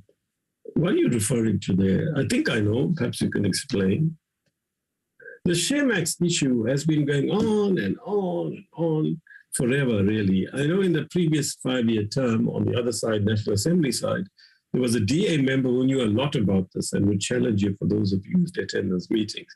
He knew a lot about it, partly because maybe he's a financial services guy, I think, and he used to do some work in this area for clients and maybe constituents. I don't know, but he knew a lot. So I'm just saying the ShareMax thing is dragging on forever. The question Dennis asked, why is a DTIC Financial Reporting Standards Council not being implemented, right? The accounting standard is a local standard. What's the problem with DTIC coming to the party here? Then on extending this set of regulations, I think our committee last time, and I'm sure the majority, if not all of us in this committee, will agree on that it can't just be registered auditors. On the transformation or equity, call it equity, employment equity, you're doing reasonably well, given the sector has been dominated by whites and people of Indian descent. But when you say others as 1%, is that adequately representative of so-called coloreds? I mean, my own view has been since years now that while Indians are overrepresented in many of these structures, and whites obviously, coloreds are always underrepresented. And there aren't, how many, 1% covers your Indian and colored component. But coloreds are more than, justified here. Maybe you want to explain that. Why are so-called coloreds not adequately represented in many structures? And in yours, it seems to me, is also the case. Yeah, now the fee model, I can understand, and now obviously people are challenging on your high fees, as they put it. And you have to cut your budget by quite a whopping 30 million, given your overall budget is not that huge, given the tasks you have and given what we said. Please do your job. Here's the resources. Here's the power now. Sort these people out. Because Zulani is absolutely right. The focus is primarily, until Zondo came on the scene, of course, on the public sector corruption, bad as it is. But even this thing, Mr. Chairperson, I know, that's a point I want to make more generally. Some of the issues that Zulani raises, I agree with, many of them. But those are not matters that I think, in fairness, you can address. It's us as MPs. It's us as the majority party. It's our government led by the ANC that needs to effect those transformation issues. You can play a role provided there's a legal and regulatory framework for it. So these are issues I think should be raised with the minister and the department. And the question is really to Karen more than to you, Mr. Tonelli, and your team here. So, maybe Karen wants to respond to that, but of course Karen will reply, those are very political issues that the minister and deputy minister has replied to. So what we could do is engage with them around that, if that's the view of the majority. But we as Parliament, nothing stops us from effecting those changes. We'll have huge opposition to it. But, Zulani, it's in your and my hands more than anybody's really in this committee right now, since the others are not here. So, you can respond, but obviously as a chairperson, I have to rule in terms of the rules. Whatever I think of some of the things Zulani is saying, the norm is that, you're an independent regulatory body. You act within the laws and regulations passed by this ANC-led government and Parliament. So you might feel awkward about answering it, but nothing stops you from expressing a personal view. And all three of you might differ. It's just to hear what you think. On the matter of the fees, I agree with Zulani, but unfortunately we're living in a supply and demand capitalist system. Here again, the nature of market relations in this country can't be determined by IRBA. It is determined by us as the ANC and the majority party. So these are questions that Zolani is putting to us as the ANC rather more than to you and to Treasury. But anyway, there are issues he's right about. I mean, I entirely agree with him. I mean, which rural NGO can afford an auditor? Look at the fees people earn. So do you think there's any role IRBA has in that regard? Or do you think that's a matter of primary 100% just for the government and the majority in this parliament to decide on? Yeah, I see there's some improvement on female auditors, 29% now. It's still nowhere near, half or even a third. But, again, we can't hold you solely responsible for that. But if you can assist in that regard more than you are doing, that'll be great. Now, the CEO matter is taking too long, really. Far too long. I mean, really. I mean, how long has your previous CEO vacated? Just remind me, it's quite a while back. Bernard, And the new CEO, I agree with Dennis. He's doing quite well, actually. And then Ms. Motsepe is also very impressive. So you've got a good team there, Mr. Tonelli, young also. And it's a good input overall. It's a bit hard to judge some of the figures for what they mean. After all, we are politicians and we don't fully interpret. We've got a wonderful staff there with Poppy and Esther. And Poppy, you write very clearly and nicely. I really like the way you write. You set it out very clearly. Now, IRBA has appeared before our committee several times, in case some people misunderstand, and in case the media does. Mr. Mkiva, has other responsibilities. He also is the president of Controlesa, and prior to that, he was the Eastern Cape leader of Controlesa, and he has many other roles. So he's not able, plus he chooses, so he's not able to come to all the committee meetings. This is perhaps his first meeting with IRBA, but we've had you here in the new term, in the new term of Parliament, I think thrice. Initially, when we briefed all the members and all the portfolio, all the what entities that fall within this portfolio, and then you've been here recently, and we passed a bill. But obviously, Mr. Nkiva has other responsibilities, and it clashed, and therefore we give him some latitude not to be in committee meetings. But I am a bit disappointed, if I may say so, as somebody who was plugging IRBA a lot in the last term and tried desperately to process the Amendment Act before the end of the term. But you will recall, it's the NCOP, rightly. Now that I'm on this side, I'm even more empathetic with my brother, De Beer. He and the then NCOP chair just remind members who are new here, put their foot down, and they rightly said, no, there are too many bills coming from the NA at the end of the quarter or the last quarter of the term. But remember also, we got the bill very, very late. Bernard will tell you, I kept harassing Momo.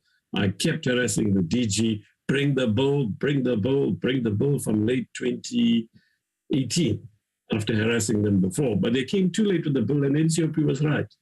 So it is a bit disappointing that, I'm probably one of the biggest champions because I was around. The others, you can't say biggest champion, others weren't around. But I was quite a champion of this thing. I really, not only me, Tandi Tobias Pokola, she was even more vigorous about this. Right? She was an excellent work.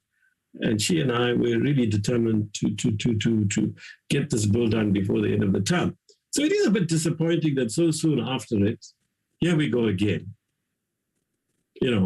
And remember, it's the NA committee more than us that shapes the legislation, okay? So you got to lobby them and so on. Bernard, Mr. Nagy, he used to ring me thousands of times that we put in there, exaggerations, hyperbole. You know what I'm trying to say? He would harass me. And that's the way a lobbyist operates. And I would report back to the committee. There's no secret deals or anything. So in case you can't do that in the parliamentary process, well, I wouldn't allow myself to do that. But I'm just saying that he would lobby me and sometimes say, yeah, Bernard is a pain, but he's right about something, So, Mr. Nagy, you also have to be as acting CEO, more, let's put it this way, and the chair, Mr. Tonelli, you've got to be more let's say, proactive, with the NA committee. So I hope you get what you want because, I think almost everything you wanted, colleagues, if I remember correctly, you got in the bill that we just passed.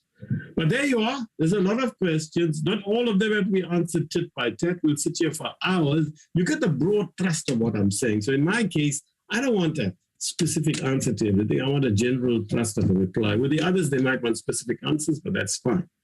So it's a lot of questions from 3 members. Unfortunately, the others are not here. It will be longer yet. And I hand it over to you. The members who ask questions or others in the committee who feel your questions are not answered adequately, you can come back. But I'm cool if you give an overall thrust. I didn't get the drift of where I'm going. Nor can you answer all the questions here. You might want to give us written replies for some of them. And nor can you be expected even a written reply. Some of these things are ongoing issues. But Karen, you have to come in, my friend. Okay, over to you then. Mr. Tonelli, can we start with you? Thank you very much. I appreciate the questions from the chair and the honourable members. If I might respond to the question that was directly put to me by Mr. Rada around the board. So, Mr. Rada, we inherited a history of a board that was problematic and was dysfunctional, including we had to deal with with the issues that are well documented in the public domain around the CEO and the departure of the CEO.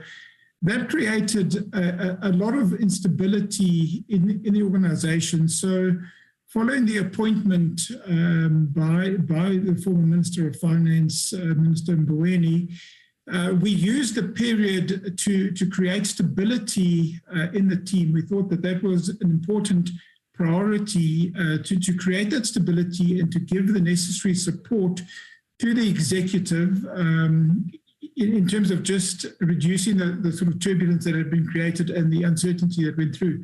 So very much the earlier part of following our appointment, we spent the time just creating stability in the organization and reassuring individuals that had been through a fairly traumatic period of our support.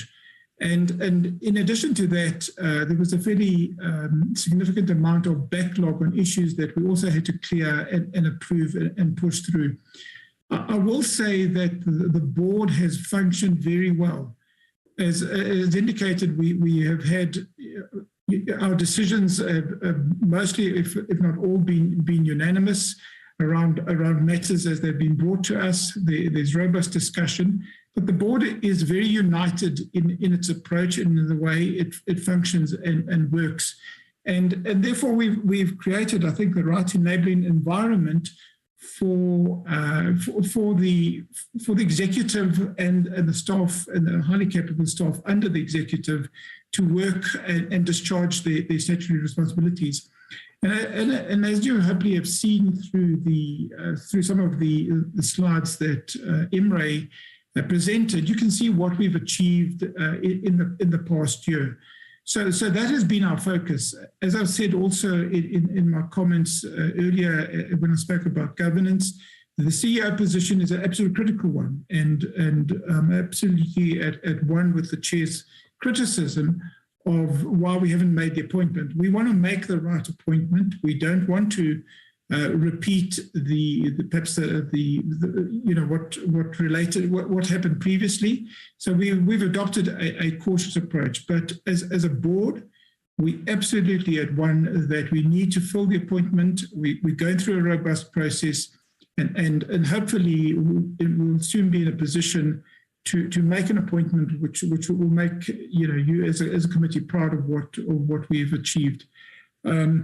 So that's where I will stop in terms of a response, Mr. Ryder. To give you the absolute assurance, this board has worked, it has come together, it understands that we needed to create a period and process of stability and reduce the turbulence that was there before. I think we have done this year a good job, or an adequate job, to get there and to clear some of the backlog, that statutory backlog that we had to clear as part of the process. So, and I think that's why I commend and appreciate the comments that have been made by members around what our acting CEO and the rest of the executive have achieved. They've done in all of that, the background, a new board in place. I think they've done a pretty good job to date. But is there a lot of work to be done? Yes, absolutely. Imre? Yes, thank you. Thank you, Chair. I've taken quite a few notes and grouped together some of the answers, but Chair, I can just echo what the Chair has said. We have a very stable management team. I take myself acting, I'm still part of EXCO, and we are very well committed, much committed to the success of and the stability of the IRBA, and we're supporting our new board as best as we can.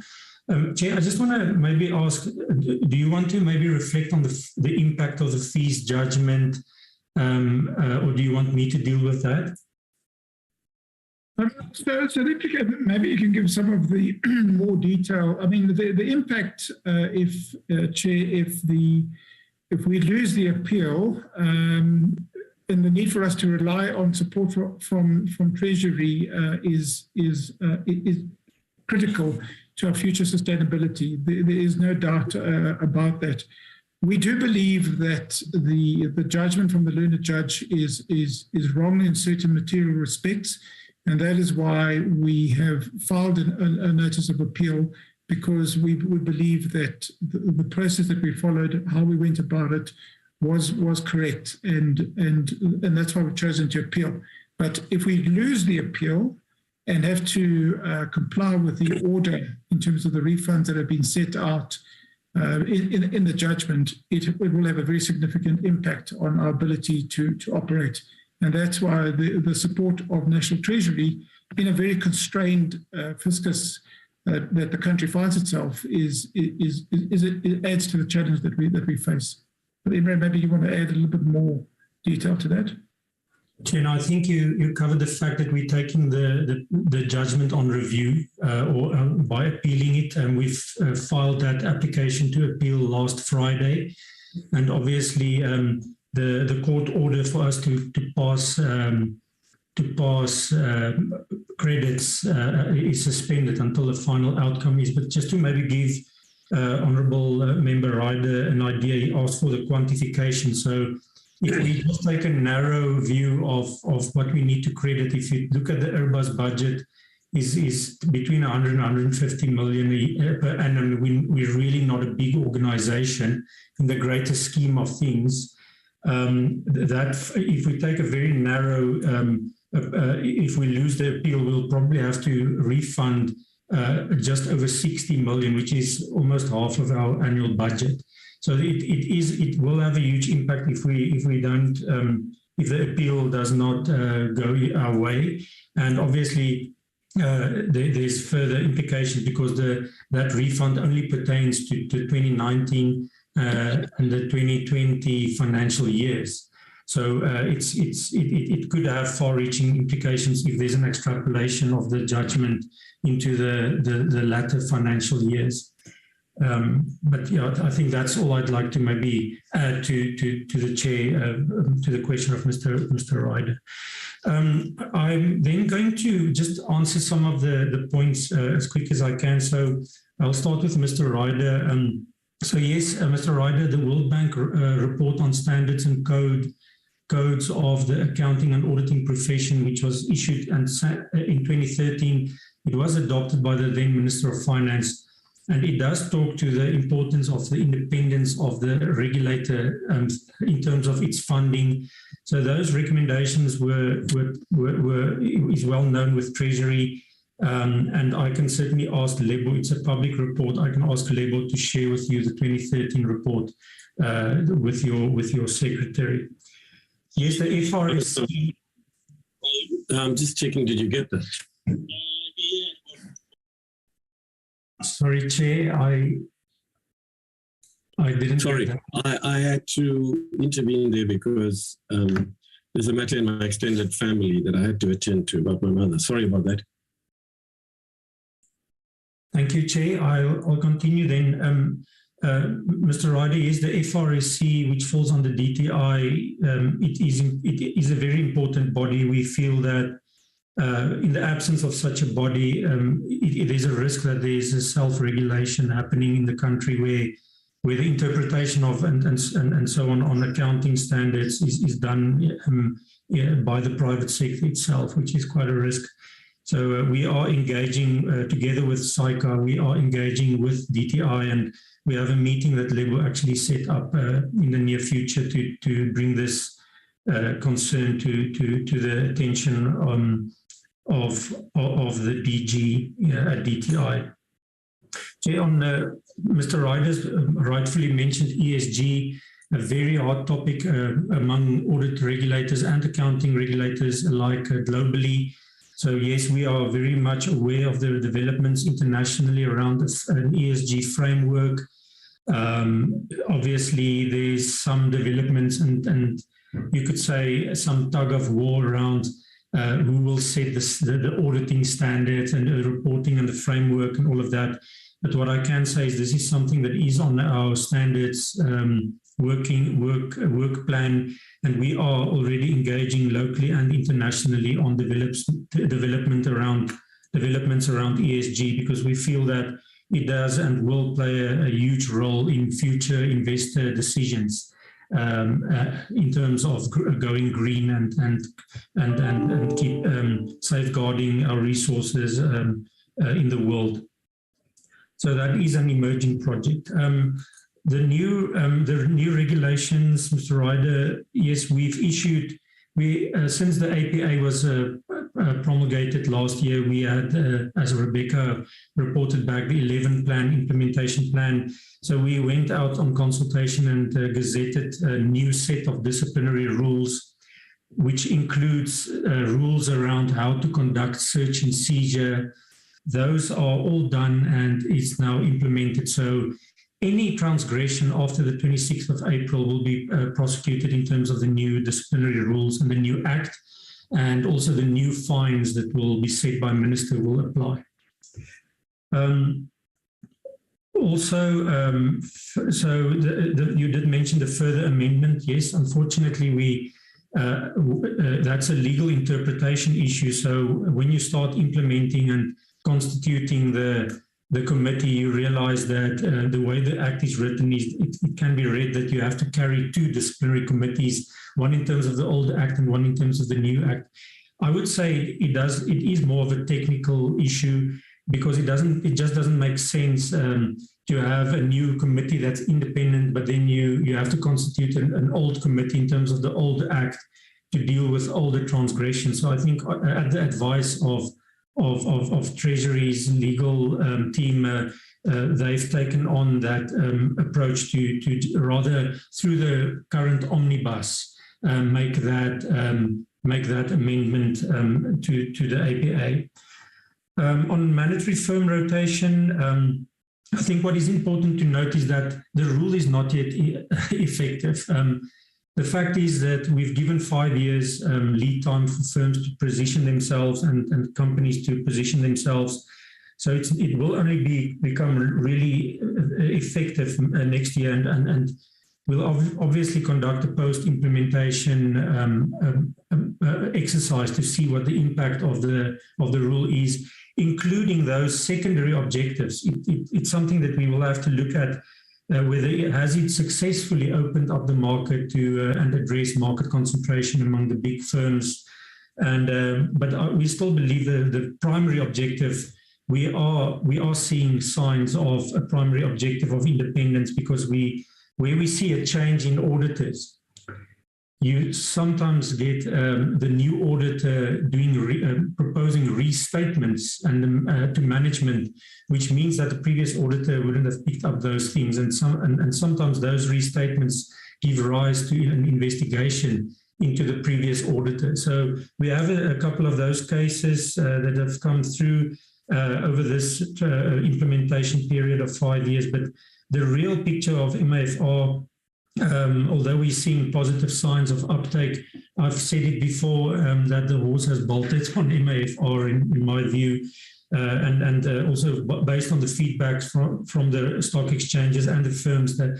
nobody is concerned that there won't be compliance come the 1st of April next year. And then that is the whole objective of the exercise that we've done in February, to preempt what the extent of possible non-compliance would be in April next year. What is important for us, we would really want to see the mid-tier firms take up the baton and tender for public and position themselves to be able to do bigger audits and public interest audits. And we are seeing some signs of that, or some positive signs of that happening. Sorry, I just wanted to make a point that, just to emphasize what you've just said, I mean, no entity, no company at the moment is in breach of the rule, because it really is, they've got the opportunity to be in compliance by April next year. I just want to be clear on that. Yes, thank you, Chair. And also, joint audit is a very strong mechanism where a big firm can partner with a smaller firm and help that smaller firm build capacity. And also, we're seeing a trend of some of the smaller, quite a number of smaller firms, small, medium firms, taking on subsidiaries of listed audits. So it's getting into the market, and I guess we'll continue to do quarterly and 6-monthly research to track the successful implementation and whether the MFR is actually making the impact that we envisaged from the outset. I'm then moving to Mr. Mkiva's questions, some very good questions there. So I think the one was addressed to the Chair around the expense, that audits are expensive. I guess the Chair has mentioned that obviously as a regulator, we don't really get involved at the moment into commercial, the commercial side of the audit product. That is a supply and demand process, as it is a service that should be rendered. I believe that although we'll take that comment and process that comment, it's definitely a unique comment that we will study further and consider further. But I believe when it comes to funding of audits, it's probably because these audits are required in terms of the Companies Act and the APA, the Auditing Profession Act. It then gets to firms doing voluntary work. It's up to them to decide to charge less and to assist poorer communities. But at the same time, maybe government can look at assistance programs and sponsorships to make it possible for those smaller entities in the rural communities to get high quality audits. But yes, I guess it's also not possible for an auditor to do free audits because they have to sustain and remain up to date with the latest standards, and all of that costs money. Also, the next item that you mentioned, Mr. Mkiva, was to address the improvement of audit quality and the importance of that. I fully agree with you that as a country, and no country can afford poor audit quality, which exposes investors or even the poorest of the poor that is reliant on companies that pay taxes and to be honest in their declarations and tax calculations, etc. So yes, we do see the poorest of the poor of communities as part of the public that benefit from an audit.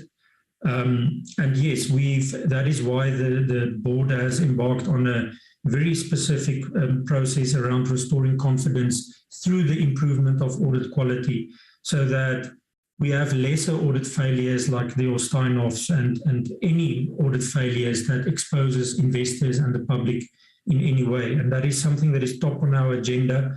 And one of the reasons why we've requested the Act to be improved, so that we can bring in stronger accountability, and it gives us more powers to hold those auditors that are in breach to account.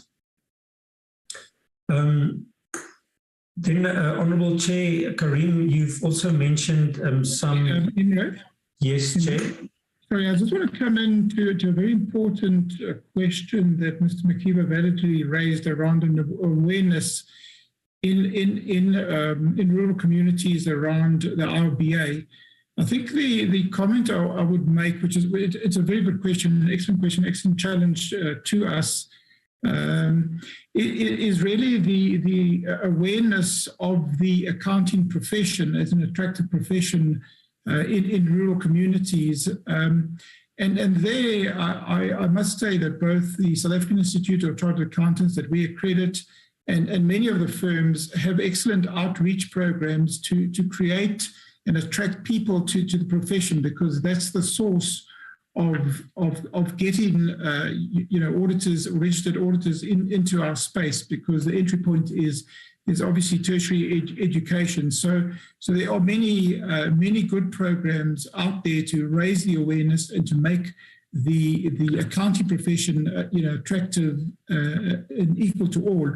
So you might be aware of some of the SACA programs like Tutuka, which has been pretty successful in bringing in individuals from rural communities into tertiary education to facilitate their opportunity to study, to become members of the profession, and then to stay on as registered auditors. So the awareness of the IRBA as regulated, the point you make, Mr. McKeever, is a very valid one. But I'm asserting some indirect awareness in the sense that attracting people from across the community, particularly rural communities, and making the accounting profession accessible and attractive to them, there's a number of fairly good initiatives around it. Thank you. Thanks, Imran. Thank you. Chair, I also maybe, I forgot to elaborate a little bit on one of Mr. McKeever's very good questions around the Zondo report to clarify what are the systemic issues. And I think it's important, the Honourable Chair also made reference to the systemic issues that we mentioned in our presentation. I think what we have to make clear here is the broader ecosystem. Those people that run the day-to-day businesses are primarily responsible for the governance and for the financial reporting of those companies. The auditor often comes in quite late in the process. So you have your management, you have your internal auditors, you have your audit committees and the boards that are there, that are frontline defenses to make sure that corruption, fraud, and maladministration does not occur, or that it is picked up early already in the process. Because by the time the auditor comes in, it's pretty much after the business have conducted, the company have conducted business. And the auditor has a secondary role in terms of identification of errors and mistakes in the financial statements, or even to detect fraud. So what is very important is what we sometimes grapple with is the expectation gap in terms of what IRBA is expected to do and what we are actually mandated to do. So, for example, our investigations into improper conduct by a registered auditor only focuses on their non-compliance with the auditing and accounting standards, as well as the ethical code that is applicable to an auditor. So it is often unlikely and difficult to use, for example, our investigations from a regulatory perspective to criminally prosecute somebody criminally. So I think that it's for that the CFOs, a lot of people go to the auditors first, but one should ask who were the people that actually committed the fraud and the corruption in the first place. And that is where the systemic risk is, that if we don't regulate accountants, because the majority of people that are sitting in those positions are people that are accountants and from broader professional bodies that we don't regulate as the IRBA. It's important that the ecosystem is strengthened in that we bring in and bring back into the regulatory umbrella the regulation of accountants, and that is what we call comprehensive regulation. So with those gaps, and I think that is what our strategy is setting out to identify, what are these gaps that needs to be plugged, or even if we don't have the mandate or the legislative mandate to address those issues, but to start the conversations with the relevant stakeholders in the ecosystem so that we can make recommendations to the powers at B to bring in those additional regulatory controls for the benefit of the country. Honourable Karim, I think I've touched on quite a few points that you've also mentioned briefly on.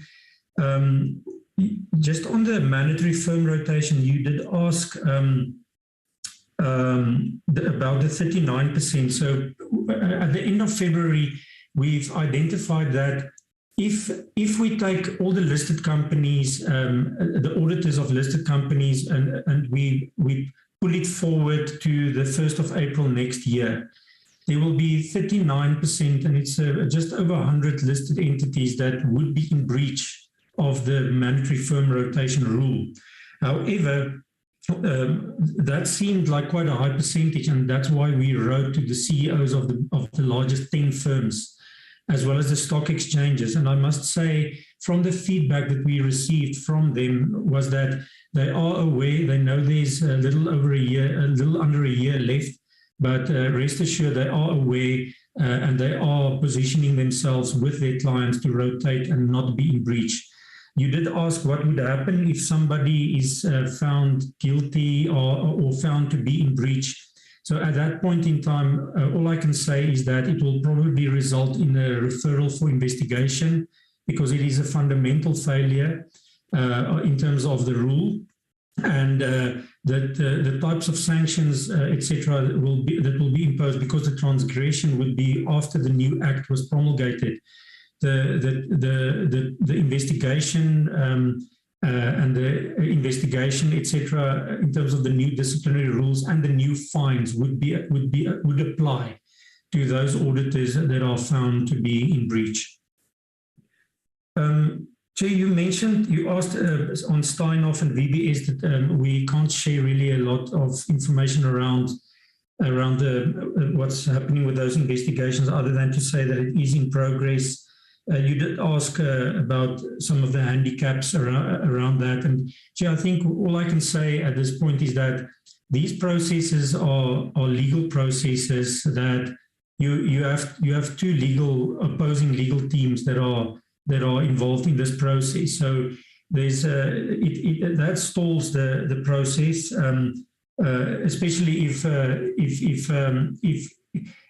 if a registered auditor doesn't accept the sanction, then it needs to go through a disciplinary hearing. That also prolongs the process. And another thing is, for example, in Steinhoff, it's an extremely complex set up how that structure operates. It goes across a number of jurisdictions, including Europe. And yes, to collaborate and share information across jurisdictions is quite challenging and does take time to get the information. But all we can say is that we have more resources available to us now, and we are hard at work at bringing those investigations to a close as speedily as possible. So you asked whether the 9 investigators are enough. So, Chair, when we did an exercise with our director, Gillian, on the investigations, she did a very detailed exercise around how, if we take the 9 investigators that we have, plus the external investigators that we have on board, we envisage that we would wipe out the backlog investigations within 18 months. The risks, we also need to be responsible to not overcapacitate the unit, so that when we get back to a real-time basis, that we don't sit with too much capacity and then we have to lay off people. So we are cautiously, responsibly growing the team as it is needed. We believe for now the 9 should suffice in getting the backlog sorted out, but we're constantly revisiting and see how it plays out. But we're really grateful for the support of Treasury in terms of budget and support of the previous board and the current board in growing and increasing the capacity of our investigations unit. We're also busy restructuring the unit so that there is more layers and reporting lines to be more effective in bringing cases to a close quicker. Chair, to answer your question around the Zondo, I went back to that paragraph that you mentioned, and I admit that that could be a bit confusing. It's obviously public knowledge that the Zondo report doesn't only look at public companies and state-owned companies and state-owned auditors. It implicates the broad system of the accounting and the auditing profession. So yes, Chair, you are right that perhaps that sentence isn't clear. What we're trying to say there is that some of the cases involve, where it involves private sector auditors, we are tracking and lifting those out of the Zondo reports. We have even cooperated with Zondo to provide them with information on some of the topics. So we're collaborating, and we are, where we deem it necessary to investigate a registered auditor because of the outcomes of the Zondo report, we will do so. And that is why we said that we already have 16 open cases emanating from the Zondo reports that we will investigate those auditors that are implicated. So I'm almost done on the ShareMax matter. Just to, yes, this case has gone on for quite a number of years. And I must say, when I just started out as acting CEO, I had to sign court papers for ShareMax, because basically what happened is our disciplinary process was halted because the auditors of ShareMax took us to court. They demanded that some of our DC members were not objective, etc. And this is all public knowledge, and they requested that these members recuse themselves, and obviously we are, the disciplinary committee is opposing that view, and that is why we are sitting with a court process now as opposed to a disciplinary process. And what we're really hopeful for is that the court process can conclude, and then we can reignite the disciplinary process and actually bring the case and the auditors to respond to the charges as part of the disciplinary process. So, Chair, yes, that is the one that you mentioned. Then just some clarity on the other. So, Chair, the three elements that we put in our performance information aren't all the measures in terms of our employment equity plan. We in fact, the 1% talks to foreigners. So we have a 1% target not to exceed the appointment of foreign nationals. So the 1% does not talk to other races. In fact, the white, black, and the foreign nationals are some of the extremes, but to simplify the performance objectives. But we have a very detailed employment equity plan that we submit to the Department of Labour annually. And I can say, for example, under coloured males, we are actually at 4%, our target is 2%, and on coloured females, our target is 8%, but we're actually standing at 9%. So the performance objectives just picked out the extreme elements of our employment equity targets, but I can say that our employment equity targets look very well across the board, across all races, and across gender, and as well as disability. Chair, I think you did again mention the 30%. We're approaching crawling basically to increase gender female representativity in our RA database. But I think what Rebecca has said is that we are hopeful in terms of the pipeline. If we look at all the new entrants that are looking to become RAs, we see a much better picture there, 45% female, and we are hoping that over time that we can, through our mechanisms and our transformation initiatives, that we can retain females in the profession, so that we can eventually grow that not just the gender but also the race demographics of our registered auditors. Chair, I think our chair has responded to the CEO We take your point, Chair, to be more proactive and not to be scared to approach you. We appreciate the comment, and we'll certainly take that back and consider that for future engagement on complex issues that the IRBA is dealing with. Chair, I'm not sure. I think I've covered most of the points. I would then just maybe there were some points I think for National Treasury, but at this point maybe I'll just hear from my chairman if there's anything that he would like to add before we go back. Yeah, so Imre, I think we had a question from the chair and also Honourable Ryder around the irregular expenditure. Perhaps just give a bit more granularity as to what gave rise to that in the particular circumstances.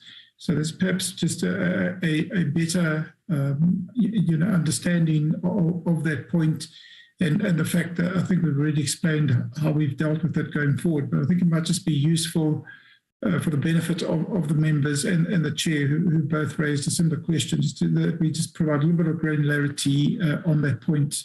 Thanks. Thank you, Chair. So I'm not going to address the process that the board to investigate and to clear the matter in terms of the framework.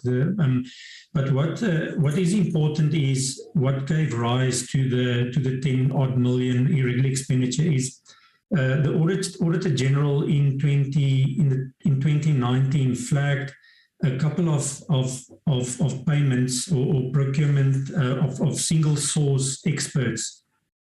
They questioned whether we followed a due process. We've been following a single source process for expert external investigators since as far back as 2012.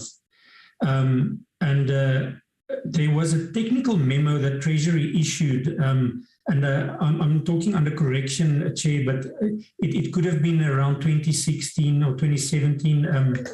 But what transpired is that obviously that technical memo has not the way it was interpreted did not change the way the IRBA procured single source expert investigators. What makes it difficult for the IRBA is, firstly, you can't use anybody from an audit firm to investigate another audit firm because we need to remain independent. And also that makes that pool of people that are out there to a handful of people on, let's say, for example, the expert that we used on the African Bank matter was appointed as a single source at the time. And that was necessary to bring the African Bank matter to a close, and we all know that that was a successful investigation.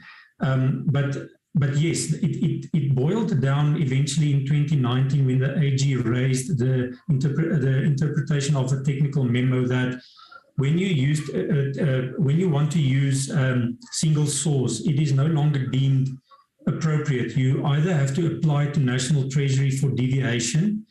And we've subsequently done that, and Treasury has approved some deviation where we could demonstrate that this is a very scarce, unique set of skills that we need to prosecute on a particular technical matter.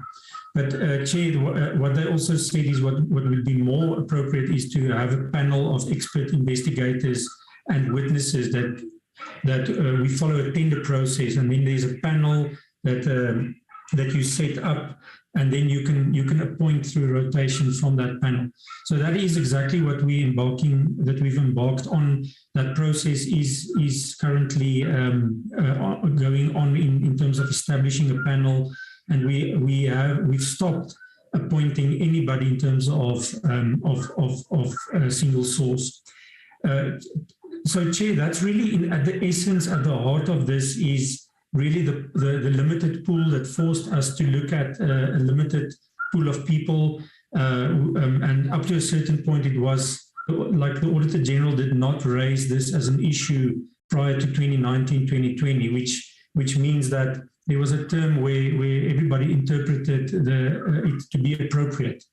But as the IRBA taking our responsibility as a regulator serious, we recognize that when we have to also set the example that if something goes wrong, we take responsibility and we act responsibly in the public interest. So we self-investigated then, going back to 2012, how many of these appointments did we make in terms of single source? It's not a lot of them, but we went back and that's where we came up with the 10+ million procurement going back to 2012. So if you look at the disclosure in the financials, you'll see that it was disclosed in terms of the previous financial years as well. So, Chair, yes, that is exactly what happened, and we were at all times responsible, transparent. We reported to National Treasury, the board, and we disclosed it in our financial statement. So it is not there's no secret in terms of what it is about and how we're planning to address the issue going forward. Thank you, Chair. Yeah, look, I think you've covered a lot. You've been quite comprehensive. Unless members have somewhat the dissatisfaction can come in, but I would like to hear Karen. I'm sure we all want to. Karen, several of the questions are directed to you or your political principles. Can you come in, please? Thank you very much, Honourable Chair, and also the members, and good afternoon to all of you. As Minister's representative on the IRBA board, I'm pleased to report that we've got a very credible board at this stage. The chairman has not been lying to you. I think we took quite a while as Treasury to get the correct mix. We had some very definite requirements of the Act to fulfill in terms of professionals. So we took our time on that, and I think it's paid off. We now got a very credible board. There's a lot of experienced individuals there, and I think the most important thing is that they work well as a collective. The subcommittees are working well, and I can also report that most of the backlog has been cleared by this board. So all the documents and standards issues has been dealt with. It's also been quite a challenging time in terms of the court cases that I think Rebecca has been reported on, and I think the board has been proactive. Minister is always aware and on top of the issues, so the information is flowing to National Treasury on that. So I think there's a good relationship between us. Of course, there's a lot more work to do, and I think the board's plan also includes a number of meetings with Minister on the future and those collective processes that we also outlined here today. As you mentioned, Chair, I would rather not comment now on the political issues, but I've already started a list that I can take up with TM and Minister on those issues. And I'll promise to also meet with our legal representative just on the new bill, and then not to bring unnecessarily burden to Parliament on those issues. And then we all know it's a lot of work to bring new amendments to the committees. But I think a very good progress so far by this board, and we look forward. And I have been part of the processes as well to appoint a new CEO. We know how urgent it is, but we also take into consideration that we need the right person for this role. Thank you, Chairperson. Do you want to say anything about the suggestion that either you or IRBA should have picked up the practical problem that's arisen in the legislation? I'll get back to my legal team. I'll just mention it to MP. I know she's been working closely with Rebecca and the team on this, but I know that bill we took, as you mentioned, it was quite a process to get it through, and the timing was, but I do think there were some other amendments as well that we said we're not going to address in the previous round. So I think it will serve a purpose if we bring a new holistic, but I'll take it up with MP and our legal team. Okay, but just note that I don't think we think it's a burden to process legislation. That's our job. It's just that we would prefer the quality of legislation that comes to us to be maybe overall better. Now, at this stage, you're talking about an omnibus piece of legislation. Is that going through the cabinet process, or where is it? Excuse me. Has it already been tabled in Parliament on the NA side, or is it still in the cabinet pipeline?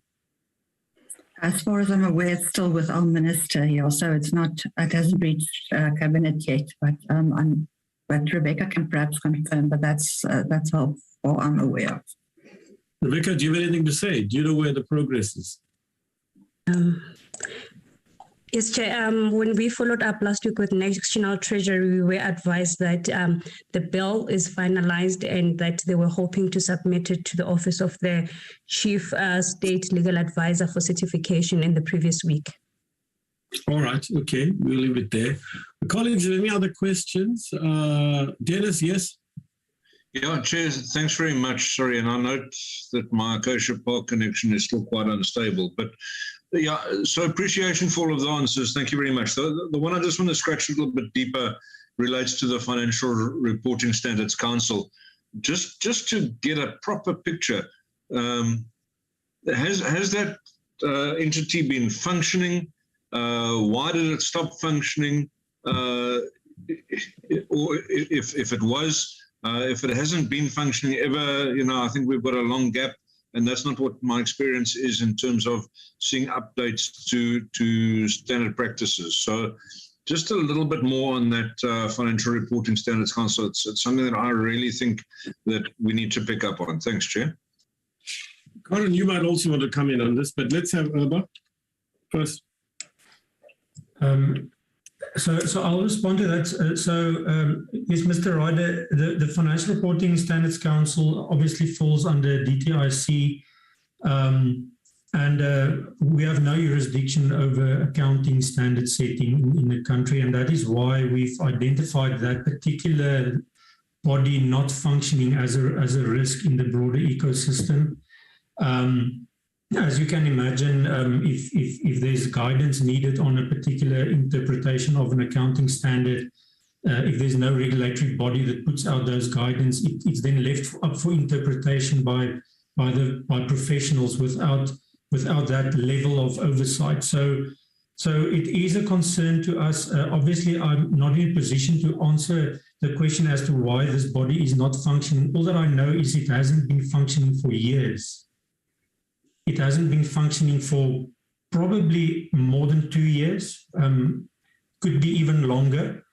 I think with that prolonged time, I've engaged with SAICA CEO to say let's write a letter together to the minister to just highlight the risks and that we see in not having this body functioning, and to engage with the department around our concerns. And that is something that is in our pipeline in terms of our stakeholder engagement with DTIC in the coming month or two, should we be able to secure a meeting with them. So yes, Mr. Ryder, I'm afraid I don't have the reasons why the committee was seized. That unfortunately I don't have that information readily available. Corin, can't you do something as Treasury to put some pressure on your fellow department?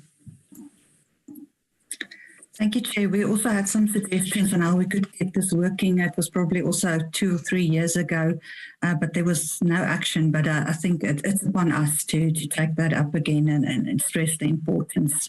We've got a new minister that is keen to get things working again. So I'm pretty sure that we can take it up. Okay, so listen, Esther and Nkululeko, can you write a list of things that they have agreed to do as Treasury and or IRBA and outstanding issues? And so we meet next time. We're not going to cover simply yet another quarterly report or whatever. We want to know what progress there's been, okay? So, Karen, we sort of alerting you that we want answers to the questions that are outstanding today and progress on what's happened between today and the next time we meet you. Okay, so unless there's anything else, I think we should draw the meeting to a close. It's been a very fruitful meeting. Overall encouraging, if I may say so. Not if I may say so, I do say so, and I hope the majority agree. And I thank you all from IRBA for the very interesting inputs you've made, and to the colleagues for participating. Okay, thank you indeed. We bring the meeting to a close. Thank you, Chair. Goodbye. Thank you. Bye.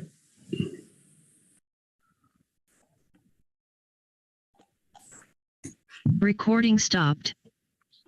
Long live the chair.